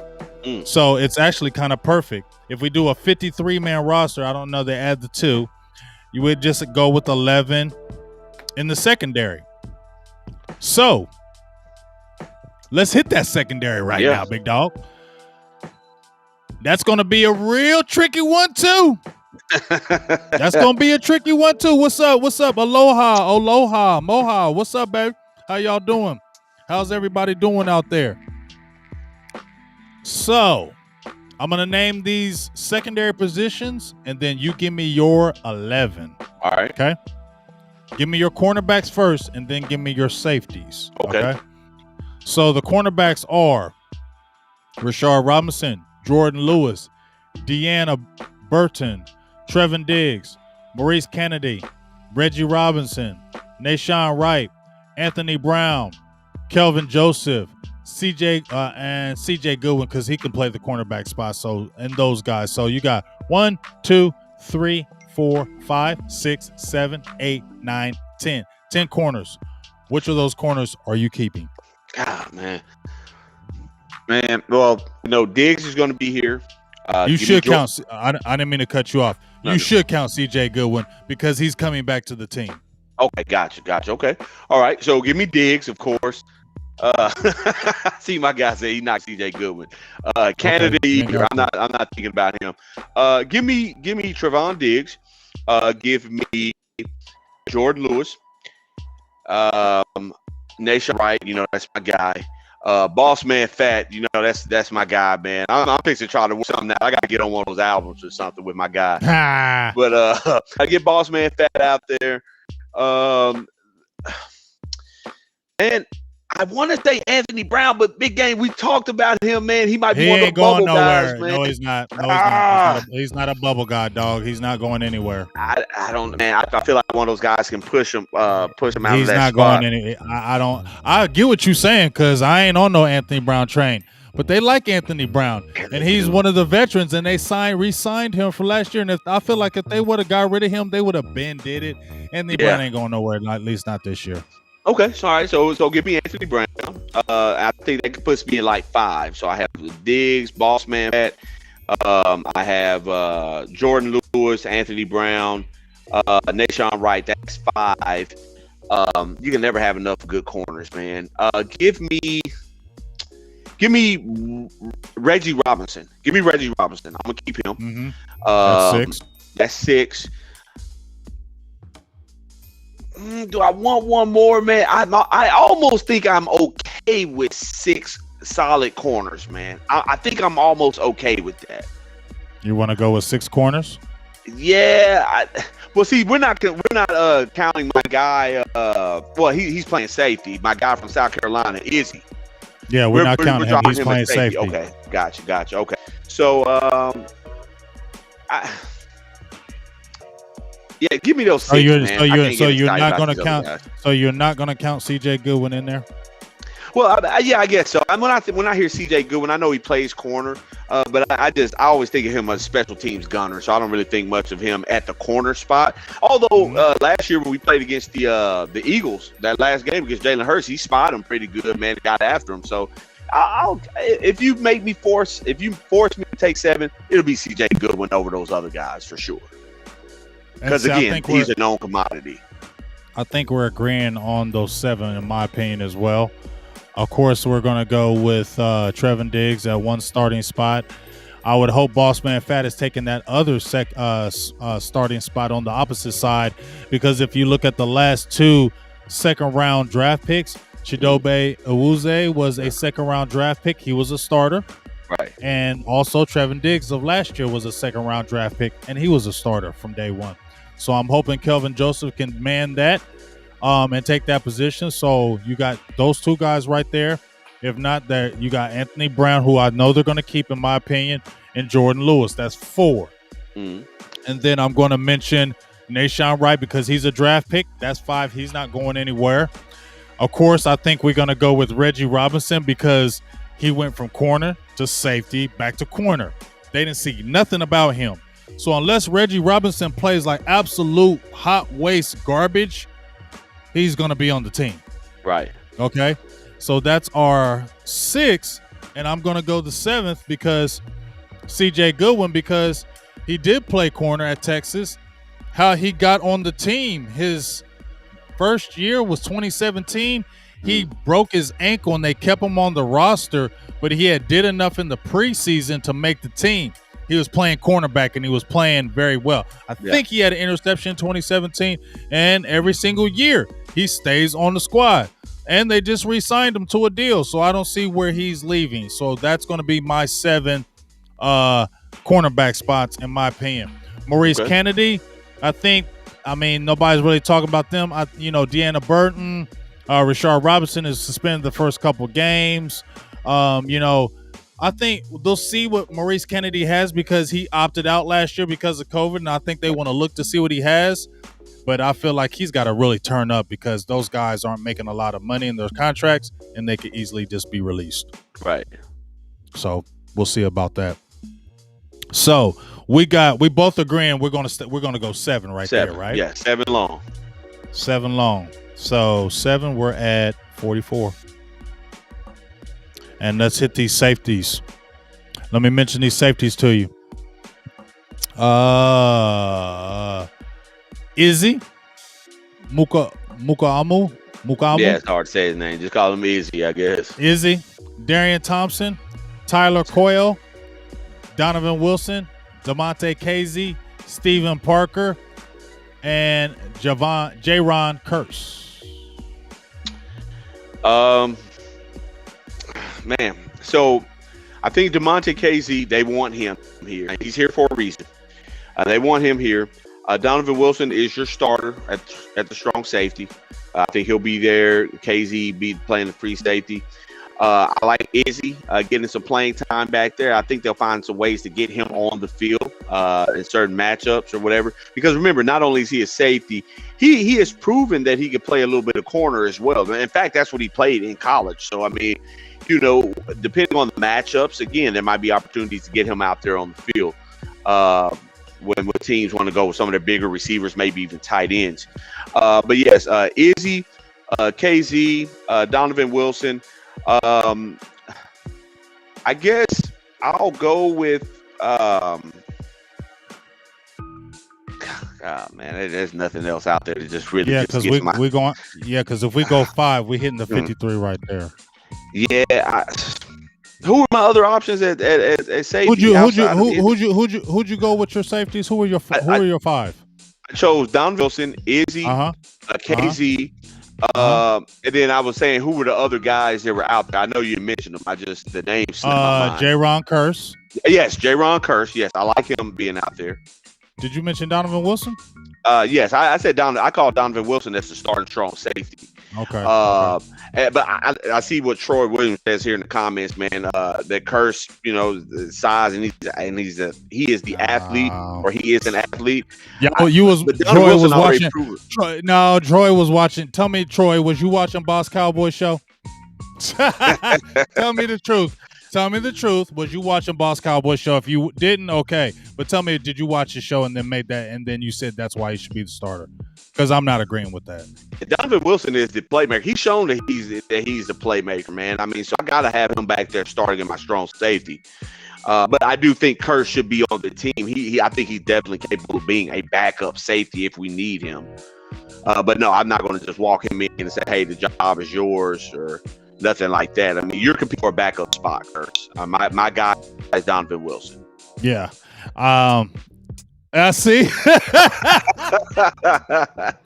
I knew it. I was like, yep, that's Boss talking to he influencing you, dog. Don't believe that. I love Boss. Don't believe that hype, man. Listen, I don't hate on no Jaron Curse. I think he is, if we're talking about, because the reason why Boss is saying that, because Donovan can play free safety. He had more snaps at free safety, over 100 more snaps at free safety than strong safety. His body is more built for free safety than strong safety, and they think he doesn't have the range, but he really does. His range isn't crazy, but it's good enough. And so that's why Boss is saying that, because we've already talked about that. Whereas Jaron Curse, he is the strong safety as far as the size. He's 6'4", 220 something pounds. He's a big kid. He's long. And he's physical. He will get up in there and tackle you. He will stick his nose in the hole. He's physical. Coverage is very limited, and he's stiff. But he can add to those things. So that's where you can see that. But if you're talking about the player, if you're starting those two guys, I'm starting Donovan over some Jaron Curse. I'm not starting Jaron Curse over Donovan Wilson, especially if you're starting KZ. So I'm going to bounce off you with that, big dog. Donovan KZ as the free safety. Donovan Wilson, because they like Donovan at the strong. And then you got who else do we got? You still got Izzy. Izzy is definitely going to be there. Yeah. He's our third guy. And then who else was our fourth guy? I said Curse. Donovan, Curse. Okay, that's our fourth. Izzy, Curse, Donovan, and KZ, and I'm gonna get a fifth in here. Okay, Give me Darian Thompson, man. Again, I'm gonna say Darian Thompson just for the simple fact that he is a veteran, right, and he can flex different positions for them. I ain't saying he's the player that is the horizon, but he's a veteran. They didn't get rid of him last year. They still continue to keep him on the roster, and I think because he can flex both positions, he's a pretty smart player, and he can play special teams, and I think that's what'll keep him on the roster, in my opinion, as well. Just looking at some of these people. That's what you need. So you're gonna stop this one. Hey, I feel you. I just listen to some of the comments. I don't want the smallest safety. But I'm talking about the Cowboys. It's not. See, here's the thing, Big Dog Billy. Mm-hmm. It ain't what we want. It's what the coach is gonna do. Right. It don't matter what you and I want. Yeah. It don't matter what you and I want. We just talking. It don't matter. Yeah. We just talking. It don't matter if we say J-Ron Curse is a bigger safety and you want to play with a bigger safety. It don't matter. They're gonna play Donovan Wilson at the strong. Yeah, that's what they want. So you feel me? That's what they want. So it don't matter if we can mix and match and talk about all these different matchups and lineups and all that. We see they love Donovan Wilson at the strong safety, and unless he changes anything else, he's going to stay there. You get what I'm saying? And his backup is going to be probably Curse. That's just my opinion. So we'll just kind of and Darian, hey, I ain't saying nothing about Darian, but I'm saying he's a depth player, and if somebody got hurt, I feel like they would be more confident in bringing Darian Thompson in than maybe like a Steven Parker or somebody else. Just my opinion on that. So, all facts. All facts. You feel me? So that was a pretty good session right there, man. I think we hit on a lot of it. Yeah, I think so too, man. I'm really excited to see what they're going to do on that defensive line this year. I think that there has been a lot of there'll be a lot of opportunity for improvement, right? Because you're getting a lot of guys back. I am, I'm probably in the minority here, but I'm kind of excited to see what Tristan is going to do. I like the pick when they got him. The Cowboys like him. He was coming on pretty strong last year, man. He just, like I said, injuries just bit every team in the NFL last year. Cowboys had their fair share of injuries, but I tell you what, if you can get Tristan Hill in there playing in that defensive tackle and you're rotating him in now, because he's not an every down. He's not a 4-down guy out there. But, man, if you get him out there in situational football in order to rush the passer, and you put him out there with Neville Gallimore and guys like that, I think he can do well, man. He'll get a lot of one-on-one matchups, and I trust him to win those one-on-ones, especially if Lawrence is firing off on that edge and Gregory's firing off on the other edge. I think there'll be a lot of one-on-one opportunities in there against those guards, and I think he'll have a chance to show up pretty big. So, please, Tristan Hill, do not let me down. I'm counting on you this year. Please, sir. If you happen to catch this, please don't let us down. I think we all are. I think we all are, because here's the thing. If Tristan Hill plays good, that makes the team better. Yeah. You get what I'm saying? Because, I mean, he has the ability. Nobody has doubted he hasn't had the ability. It's just, the first year, immaturity. We understand that. Second year, injury. So really, you need to prove, because guess what? Every time you're injured, they draft. Yeah. Okay. And when you're injured, your next replacement could be sitting right next to you. You feel me? Yeah. And they really like Osa. They really like him, and they're putting him at that 3 position. And I don't think that Tristan Hill is the one guy, the one tech. He's more the 3. Yeah. Neville Gallimore plays that 3 as well. I think is his best position. So right there, you got Gallimore, you got Osa, who they like. I think they'll slide Golston here and there. So that's why I said the fire's got to be on Tristan, because if he doesn't bring it, they could say, well, we rolling with these rookies, and that's what we're going to do. It's going to be a little cheaper for him, and you know how Stephen Jones is when it comes to the money. He's pinching pennies everywhere he can. So I'd be on board for it. I tell you what, man, this is a good situation to have. We've mentioned this before. Anytime you have defensive guys out there and guys are being, that's what we want. That's what has been lacking on this Cowboys team, especially on the defense side of the ball. There hasn't been much competition. There's been a lot of what we like to call privilege on the defense from your linebackers, from Jalen Smith, the LVE, to your corners. There's been a lot of privilege. So we need this competition. You need some of the young bucks who are out there trying to make a name for themselves. And they have that now. So, if Tristan Hill doesn't make the team or, whatever, because somebody beats him out there, that's a good thing. That's not a good thing. We shouldn't always take it as a slight. We should look at it that, hey, these young boys are coming with it. And they're applying pressure, man. And we need that. We need that. Yeah, we definitely do. And I mean, I'm gonna just keep it real. Dan Quinn, me and my dog Boss was on there last week. He said he drinking all the damn Kool-Aid. He drinking big pictures of it. I know you was drinking some Kool-Aid. You've been drinking some you've been drinking some daggone Kool-Aid too. But you know what? I'm gonna definitely say that I'm really impressed with Dan Quinn for so far. I went back and looked at a lot of the Mike Nolan interviews, and compared to Dan Quinn's, and they're night and day. And I'm not saying interviews changes things, but they do make a difference. You'll look at that person in the interview, and sometimes when they're acting like this in the interview or talking this way, sometimes it carries on to the field, how they talk in the interviews, how they act on the field. And when I see and watch the Dan Quinn, I see somebody enthusiastic, and not just seeing it, I'm hearing from all the players. I heard last year, Mike, that the players, when they switched over to Mike Nolan, I feel like they were given the status quo. Oh, it's different with Mike Nolan. Right. Oh, we like it. It's this and that. I didn't feel that kind of energy. No. I didn't feel any of that. I feel like they were just saying it just to say it. Case in point, Anthony Brown said when he got Mike Nolan, oh, we're freer. We're able to do this and that. Bruh, you just said this about Dan Quinn too. Right. You just be talking. I don't listen to what Anthony Brown says. I don't listen to what he says because you said that about everybody. So I don't listen. But I do believe a lot of these players, when they say it is getting fun again, Dan is in there. He's in there. He's intense. He's hands-on. He's family. It's oriented. It's leadership. It's accountability. Right. And the players like that, and they want to have fun again. And I feel like that's what Dan Quinn is bringing. So I feel like this year, especially, Big Dog, training camp is going to be fire. Yeah. For the simple fact that Dan Quinn is going to have a competitive-ass camp because he's not going to be sitting on the sidelines being quiet. He's going to be in the middle, in the mix, hollering and yelling and screaming, and that's going to get everybody amped. And then you got guys like Micah Parsons, who I feel like is going to grab that leadership role. I feel like them two are going to really mesh. And Randy Gregory is going to go crazy this year, dog. Yeah. I think so too, man. Listen, I'm glad you brought up Micah Parsons because I think he is going to be a direct, and I do mean a direct extension of Dan Quinn. It's going to be like having Dan Quinn on the field. Might not be by week 1, week 2 because he is a rookie. He's going to have to get hit in the mouth a couple of times. But listen, the way that kid, his makeup, his mentality is that I'm going to hit you before you hit me. He's a dog.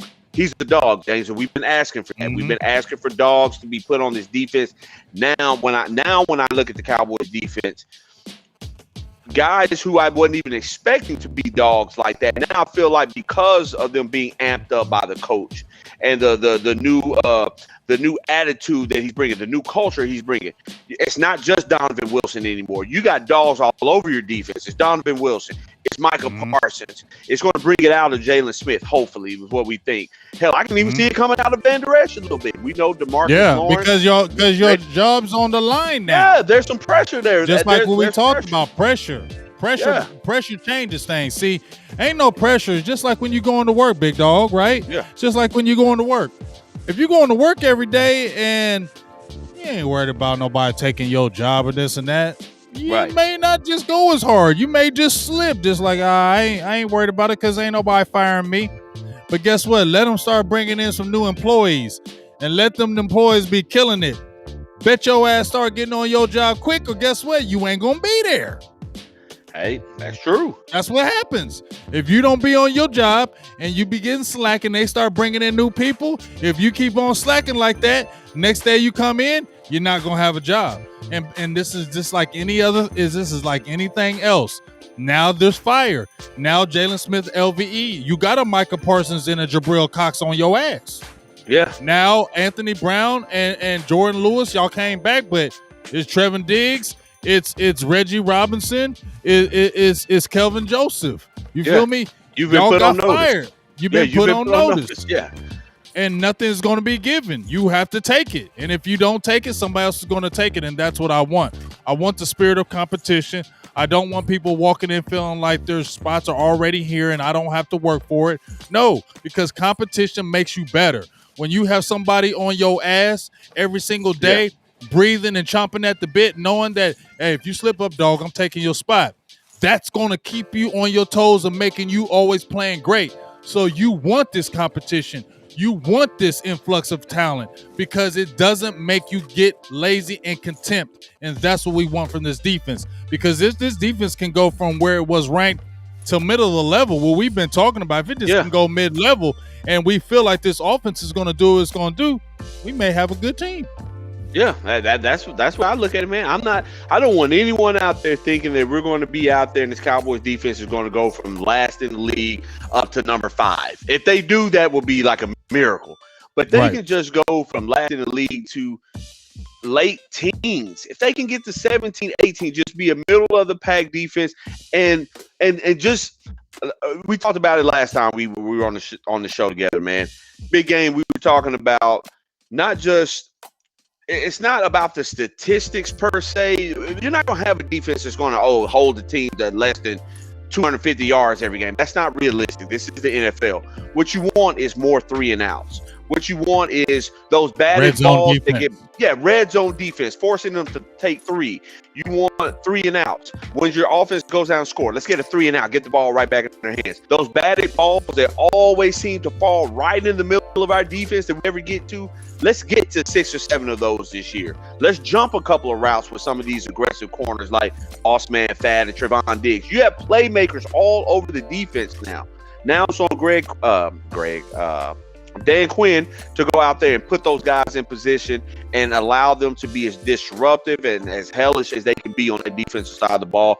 Turn it back over to Dak and those guys. Let's put numbers up. Let's run it up. The opportunity is here. Let's run it up. Yeah, the opportunity is here, but just like you said, red zone defense is going to be huge.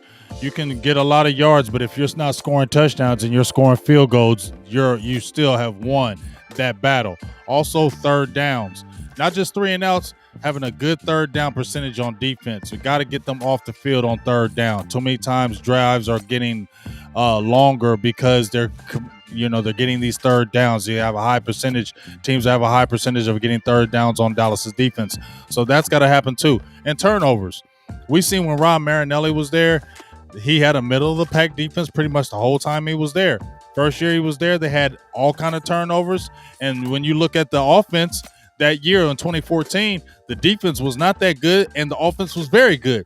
But the reason why that team was good was because it was opportunistic and it had a lot of turnovers. Yeah. And even Dallas this past season wasn't a good defense, but when they had a 3-game winning streak, they had 10 turnovers. Yeah. Okay. And that's one of the reasons why they won the game was because the turnovers, and you put your offense in good field position and to be able to score quickly. And we didn't even have a Dak Prescott then. Imagine if we would have been able to get those turnovers and you had a competent quarterback like a Dak Prescott, you probably could have won some more games. Yeah, so absolutely. That's going to go hand in hand.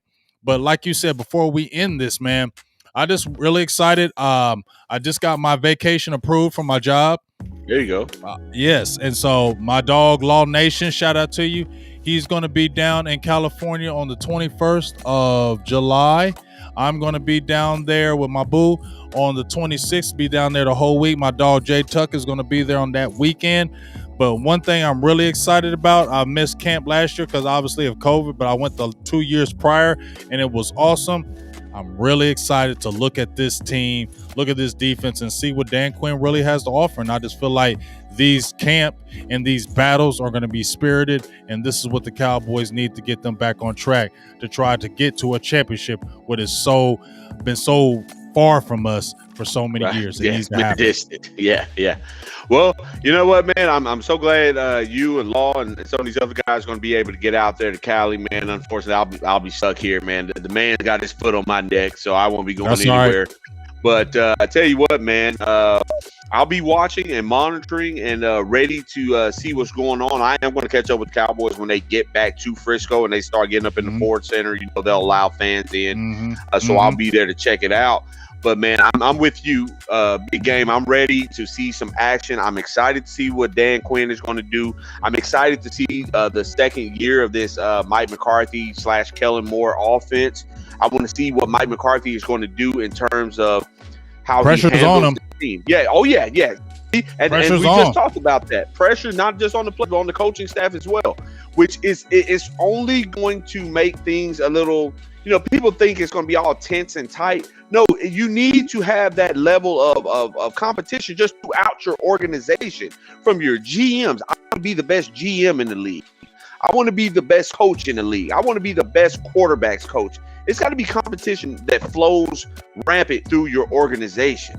And I think the Cowboys are headed in the right direction. Once they get that part down, there's going to be some good things coming. The talent is there. We've said this for a long time. The talent has always been there. Are we going to utilize the talent? Are we going to put guys in the best possible position to be successful? I think we're taking a step in the right direction. Year 2 of McCarthy, year number 1 of Dan Quinn. We got some new talented young guns out there that are ready to make a name for themselves. Why not? Why not us? Yeah. Let's go get it. Hey, I feel you. And let me give a shout out to my dog, Mercedes, BMW, Porsche.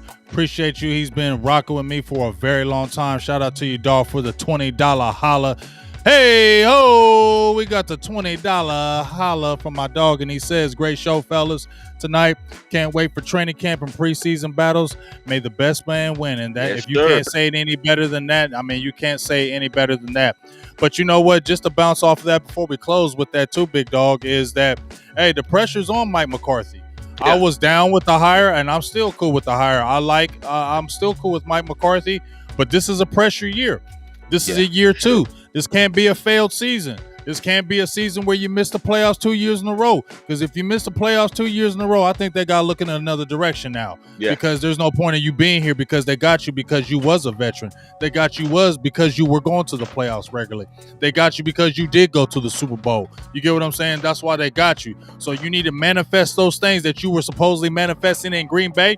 You need to manifest those things here. And so the gloves are off. You got to make it happen this year. You got to get in these playoffs, and you got to show, because number one, we just talked about the talent has been there in Dallas. Hasn't been, we haven't said that there's been other teams that have been more talent, but Dallas has had talent for a very long time. But it's just been coaching, or it's just always been something, or the front office. It's always been something. This is a time where you can make things right. You don't have the Garretts anymore. You don't got that excuse. You got a coach who won a Super Bowl. You got a coach who's got veteran leadership. You got a coach who's on the opposite side, who's your defensive coordinator, who went to a Super Bowl as well. Right. You feel me? Who was the head coach? So the coaching is there for you. The coaching has to do it, though, and the players have to match it. It's time for the excuses to stop, in my opinion, with Dallas. Yeah. There's no more excuses. You've had talent. You've got coaches in place. You've got players. You're in good cap. You signed the people you needed. You got your franchise quarterback that you need. There ain't no more excuses for Dallas. Ain't no more excuses for Dallas. This is still a we'll see approach from me, in my opinion, but there ain't no more excuses for Dallas. I'm not hearing no excuses. The division is still not strong. Dallas can take this division. The NFC, we know about Tampa, but Dallas can be very competitive, and Dallas plays them week 1. And we can see how that happens. But there's no reason why Dallas can't advance and do something in the season and in the playoffs. And I don't want to hear no excuses. Yeah, same here, man. Same here. I don't, last year was a COVID year. We gave everyone the benefit of the doubt. And it was across the league. Now it's time to get back out there. All the big boys are back. Everyone's training. Everyone's out there looking good. Everything's looking there's no excuse. There's not we couldn't get up for the game because there were no fans. The fans will be everything is back. You got to go out there, perform. Beat the man in front of you, whip his ass, and win football games. That's what you got. That's the bottom line. That's the bottom line. That's the bottom line, and no excuses. That's the bottom line. Ain't no excuses. You had the COVID, you had the injuries. I don't see that happening 2 years in a row, especially if you're relatively injury-free this year. No excuses for the Cowboys. Y'all got to make something happen. That's right. Hey, man, I really appreciate you jumping on here. Had an excellent time. I always have a great time with you, big dog. We always have a great time talking this football, basketball, Mavericks, all this good stuff. But also let them know you do the best for business over there with my guy Walt. Let them all know what you do over there. If anybody in this feed hasn't seen you or the show, give them all the lowdown where they can check you out outside of this when you jump on here with me on the Wednesday. Oh, yeah, absolutely, guys. Well, follow me first. I'm on Twitter at RadioGuyRay. Again, that's at Twitter at RadioGuyRay. Also, Instagram at RadioGuyRay. Check out our show page, man. It's Best for Business. We are on Instagram, best.for.business.dfw. It is Business DFW on Twitter. Follow us there. Follow my guy at Tovash. That's at Tovash10. If you want some funny, interesting sports stuff going on, and mixed with a little KP hate, the city is on fire about Kristaps Porzingis. If you want to join that train, at Tovash10, TOVASH10. Follow my guy at EA Sports DFW. All of us are on there, man. We're all writing something on Twitter, talking crazy or whatever. So, but we're on Tuesday and Thursday nights. We did a show last night, very interesting. We'll have another tomorrow night. I'll be in the studio. I missed it last night, but I'll be there tomorrow. So check us out Tuesday, Thursday nights, man. Check us out on Facebook, Twitter, Instagram. We're all over the place, man. Let's talk some sports, talk some Cowboys, Mavericks, Rangers, whatever you want to do. And big game. It's always a pleasure, man. I always feel blessed and fortunate to be able to hop on here with you, man. Catch some of this good old sports knowledge and bounce it off the wall, man. Talk to all the great listeners here in the comment pages and all that stuff, man. It's a great time. So I'm always looking forward to it, guys. Hey, well, like I said, man, it's always a good time that you have on. Unless anything changes, we already got this penciled in every damn Wednesday for us to rock it out. So I ain't nothing changing from there. I really appreciate your knowledge and just the good time we always have. Shout out to you. Please go support my guy over there at Best for Business. Please go listen to them. They take some real good stuff over there. Good guests. Please go over there and check them out, man. Good basketball talk. They talk about whatever, too. So it ain't just one subject, man. They hit everything, and go support my guy Walt. My guy Walt's a good guy, and everybody else over there, man. Y'all, they showed me a great time when I came back home to visit. They brought me in. Walt was like, "Hey, man, come on into the studio. Let's get this show popping, man." And that was just really dope because as soon as I told him I was coming back home, he immediately jumped in my inbox and said, "When you coming on the show?" That's dope to me. You know what I'm saying? Because I didn't say anything, but I was coming back home. But to see my guy, and me and Walt met in 2018. We did a draft together. We met at the Mavericks bar, and that's how Mike Fisher's bar, and then we hit it off. And then we've always been cool ever since. And like I said, he's always showed me love, and that meant a lot to me. How he reached out for me one day when I came back home and said, jump on this show, and we had a great time. So just let's continue to keep on making this thing grow on both sides. Let's hopefully do something with these Cowboys. As training camp gets ready to start, mini camp officially ends tomorrow. Shout out to Dak for getting that big Jordan deal. And let's try to get this 6, dog. Let's see what happens. That's it.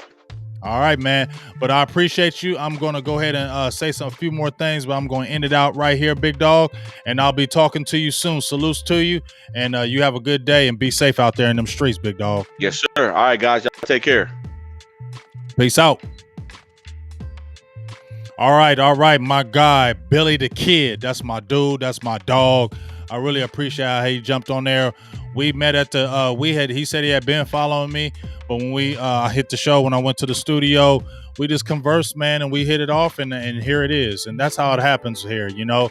Great vibes, great people, and then it goes from there, man. And it was really a good thing. I really got mad love for Billy and the things he's doing. But I'm just going to give a few quick things before I get off of here. Once again, I still have the Dallas Cowboys experience popping. If you're interested in getting game tickets for these home games this year, please holler at me. I just got 2 people that officially getting their tickets tomorrow for the Phillies game. Philadelphia Eagles Monday night game, which is week 3. I got them tickets banging, man. The Westin Los Colinas, 2 days, hotels, breakfast every single morning, transportation to and from, tailgate parties available to you, autograph signings. I think they're going to get those popping again because COVID should be backed off by then. Don't quote me on that one. But please, if you're trying to really go to a game, man, holla at your boy, Big Game James. Get in my Big Game James page on my Facebook. Just message me there. That's how they found me. Or you can get on my Twitter And DM me on my Twitter at Yates James, YAITES. Big Game James. You type it in, you can get on my DM. Just hit me up. But please don't hit me up if you ain't really trying to do it. If you're just talking about it and you ain't really trying to do it, please don't message me. I'm not trying to be rude, but just don't message me about empty stuff that you know you're not going to go to a game. Don't do that. It's wasting everybody's time, and it ain't no point. If you're really thinking about really going to a game this year, holla at your boy. If you really ain't trying to do it, don't be hitting me up just cause. I'm just saying. For real. So, yes, nice packages. Hey, appreciate you, Yonkers. I appreciate you as well. Like I said, vacation is popping, so we'll be down in California the last week of July to get that training camp. You guys are really gonna love it.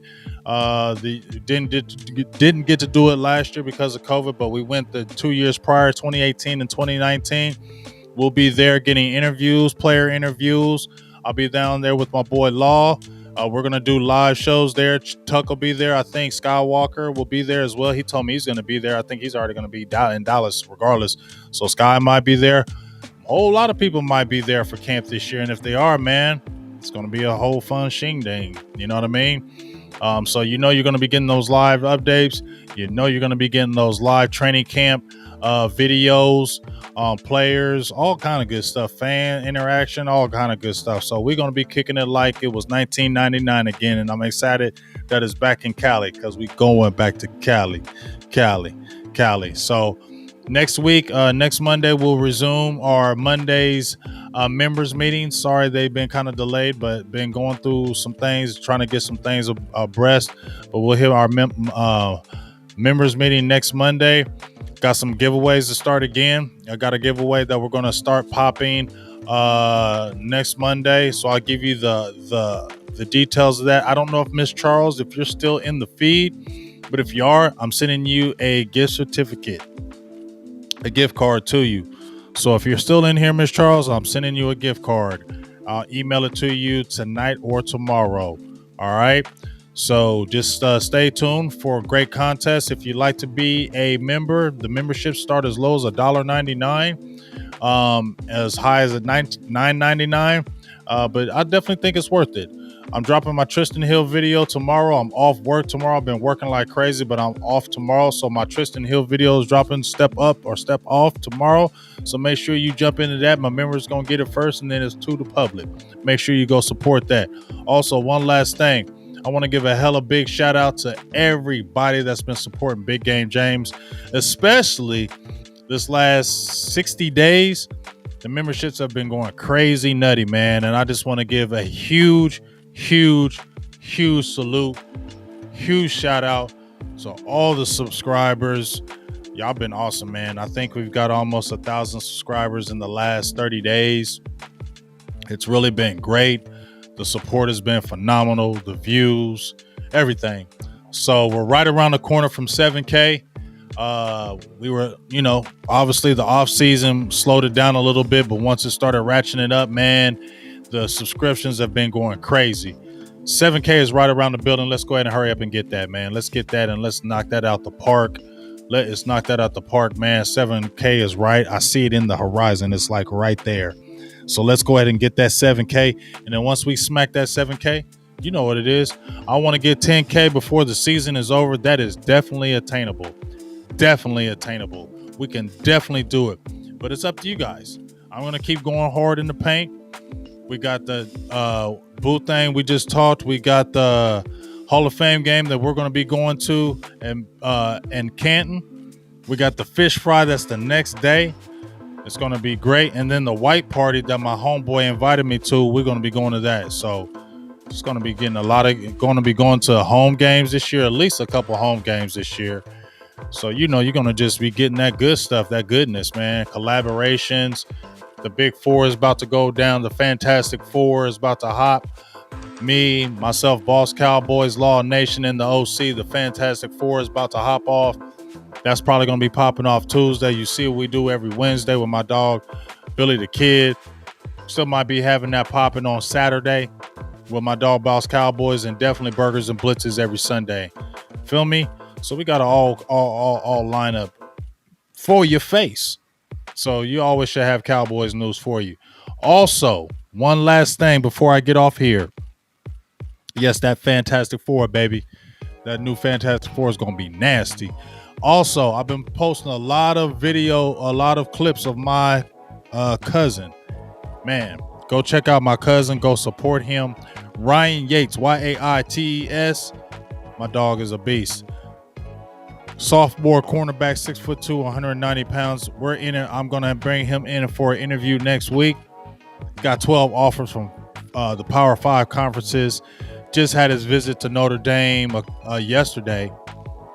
My dogs, Texas Longhorns, I've already offered them.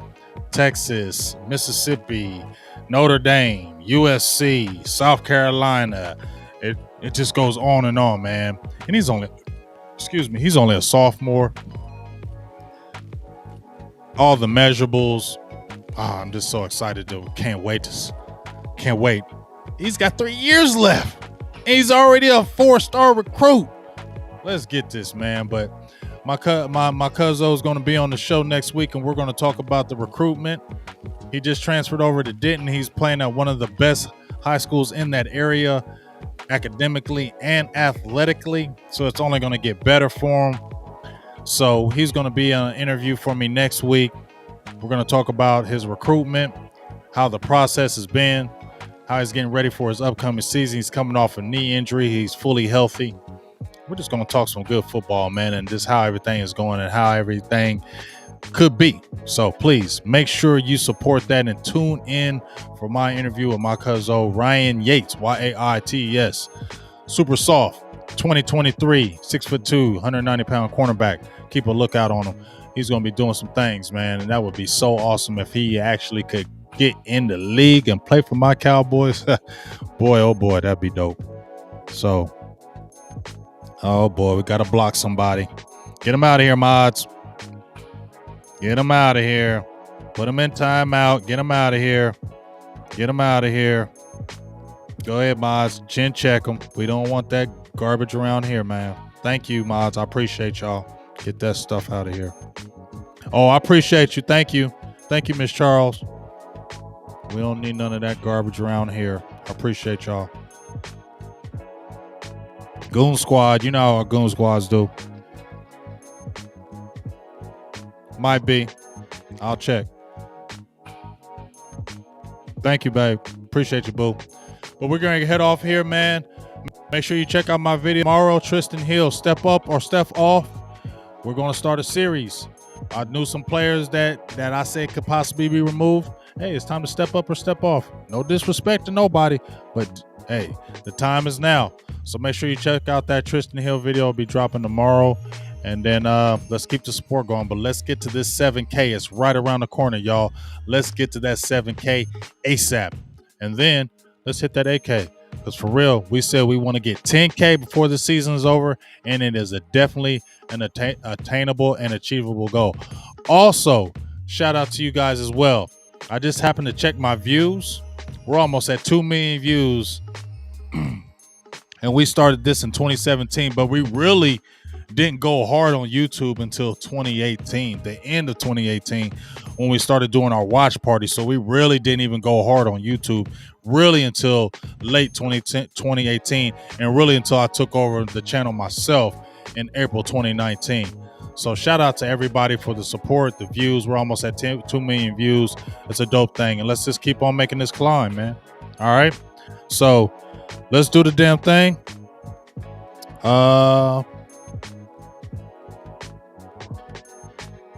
Yeah. Appreciate y'all. Love my mods. Goon Squad all day. Still trying to get this apparel, but Rome wasn't building a day. Goon Squad, everybody. Y'all know how we do. Let's get them weirdos and stuff out of here. Goon Squads, get them out of here. Big Game James all day. And I'll be talking to you guys very soon. Y'all have a wonderful day. Hug your loved ones and be safe in them streets. Big Game James, I'm out. Peace.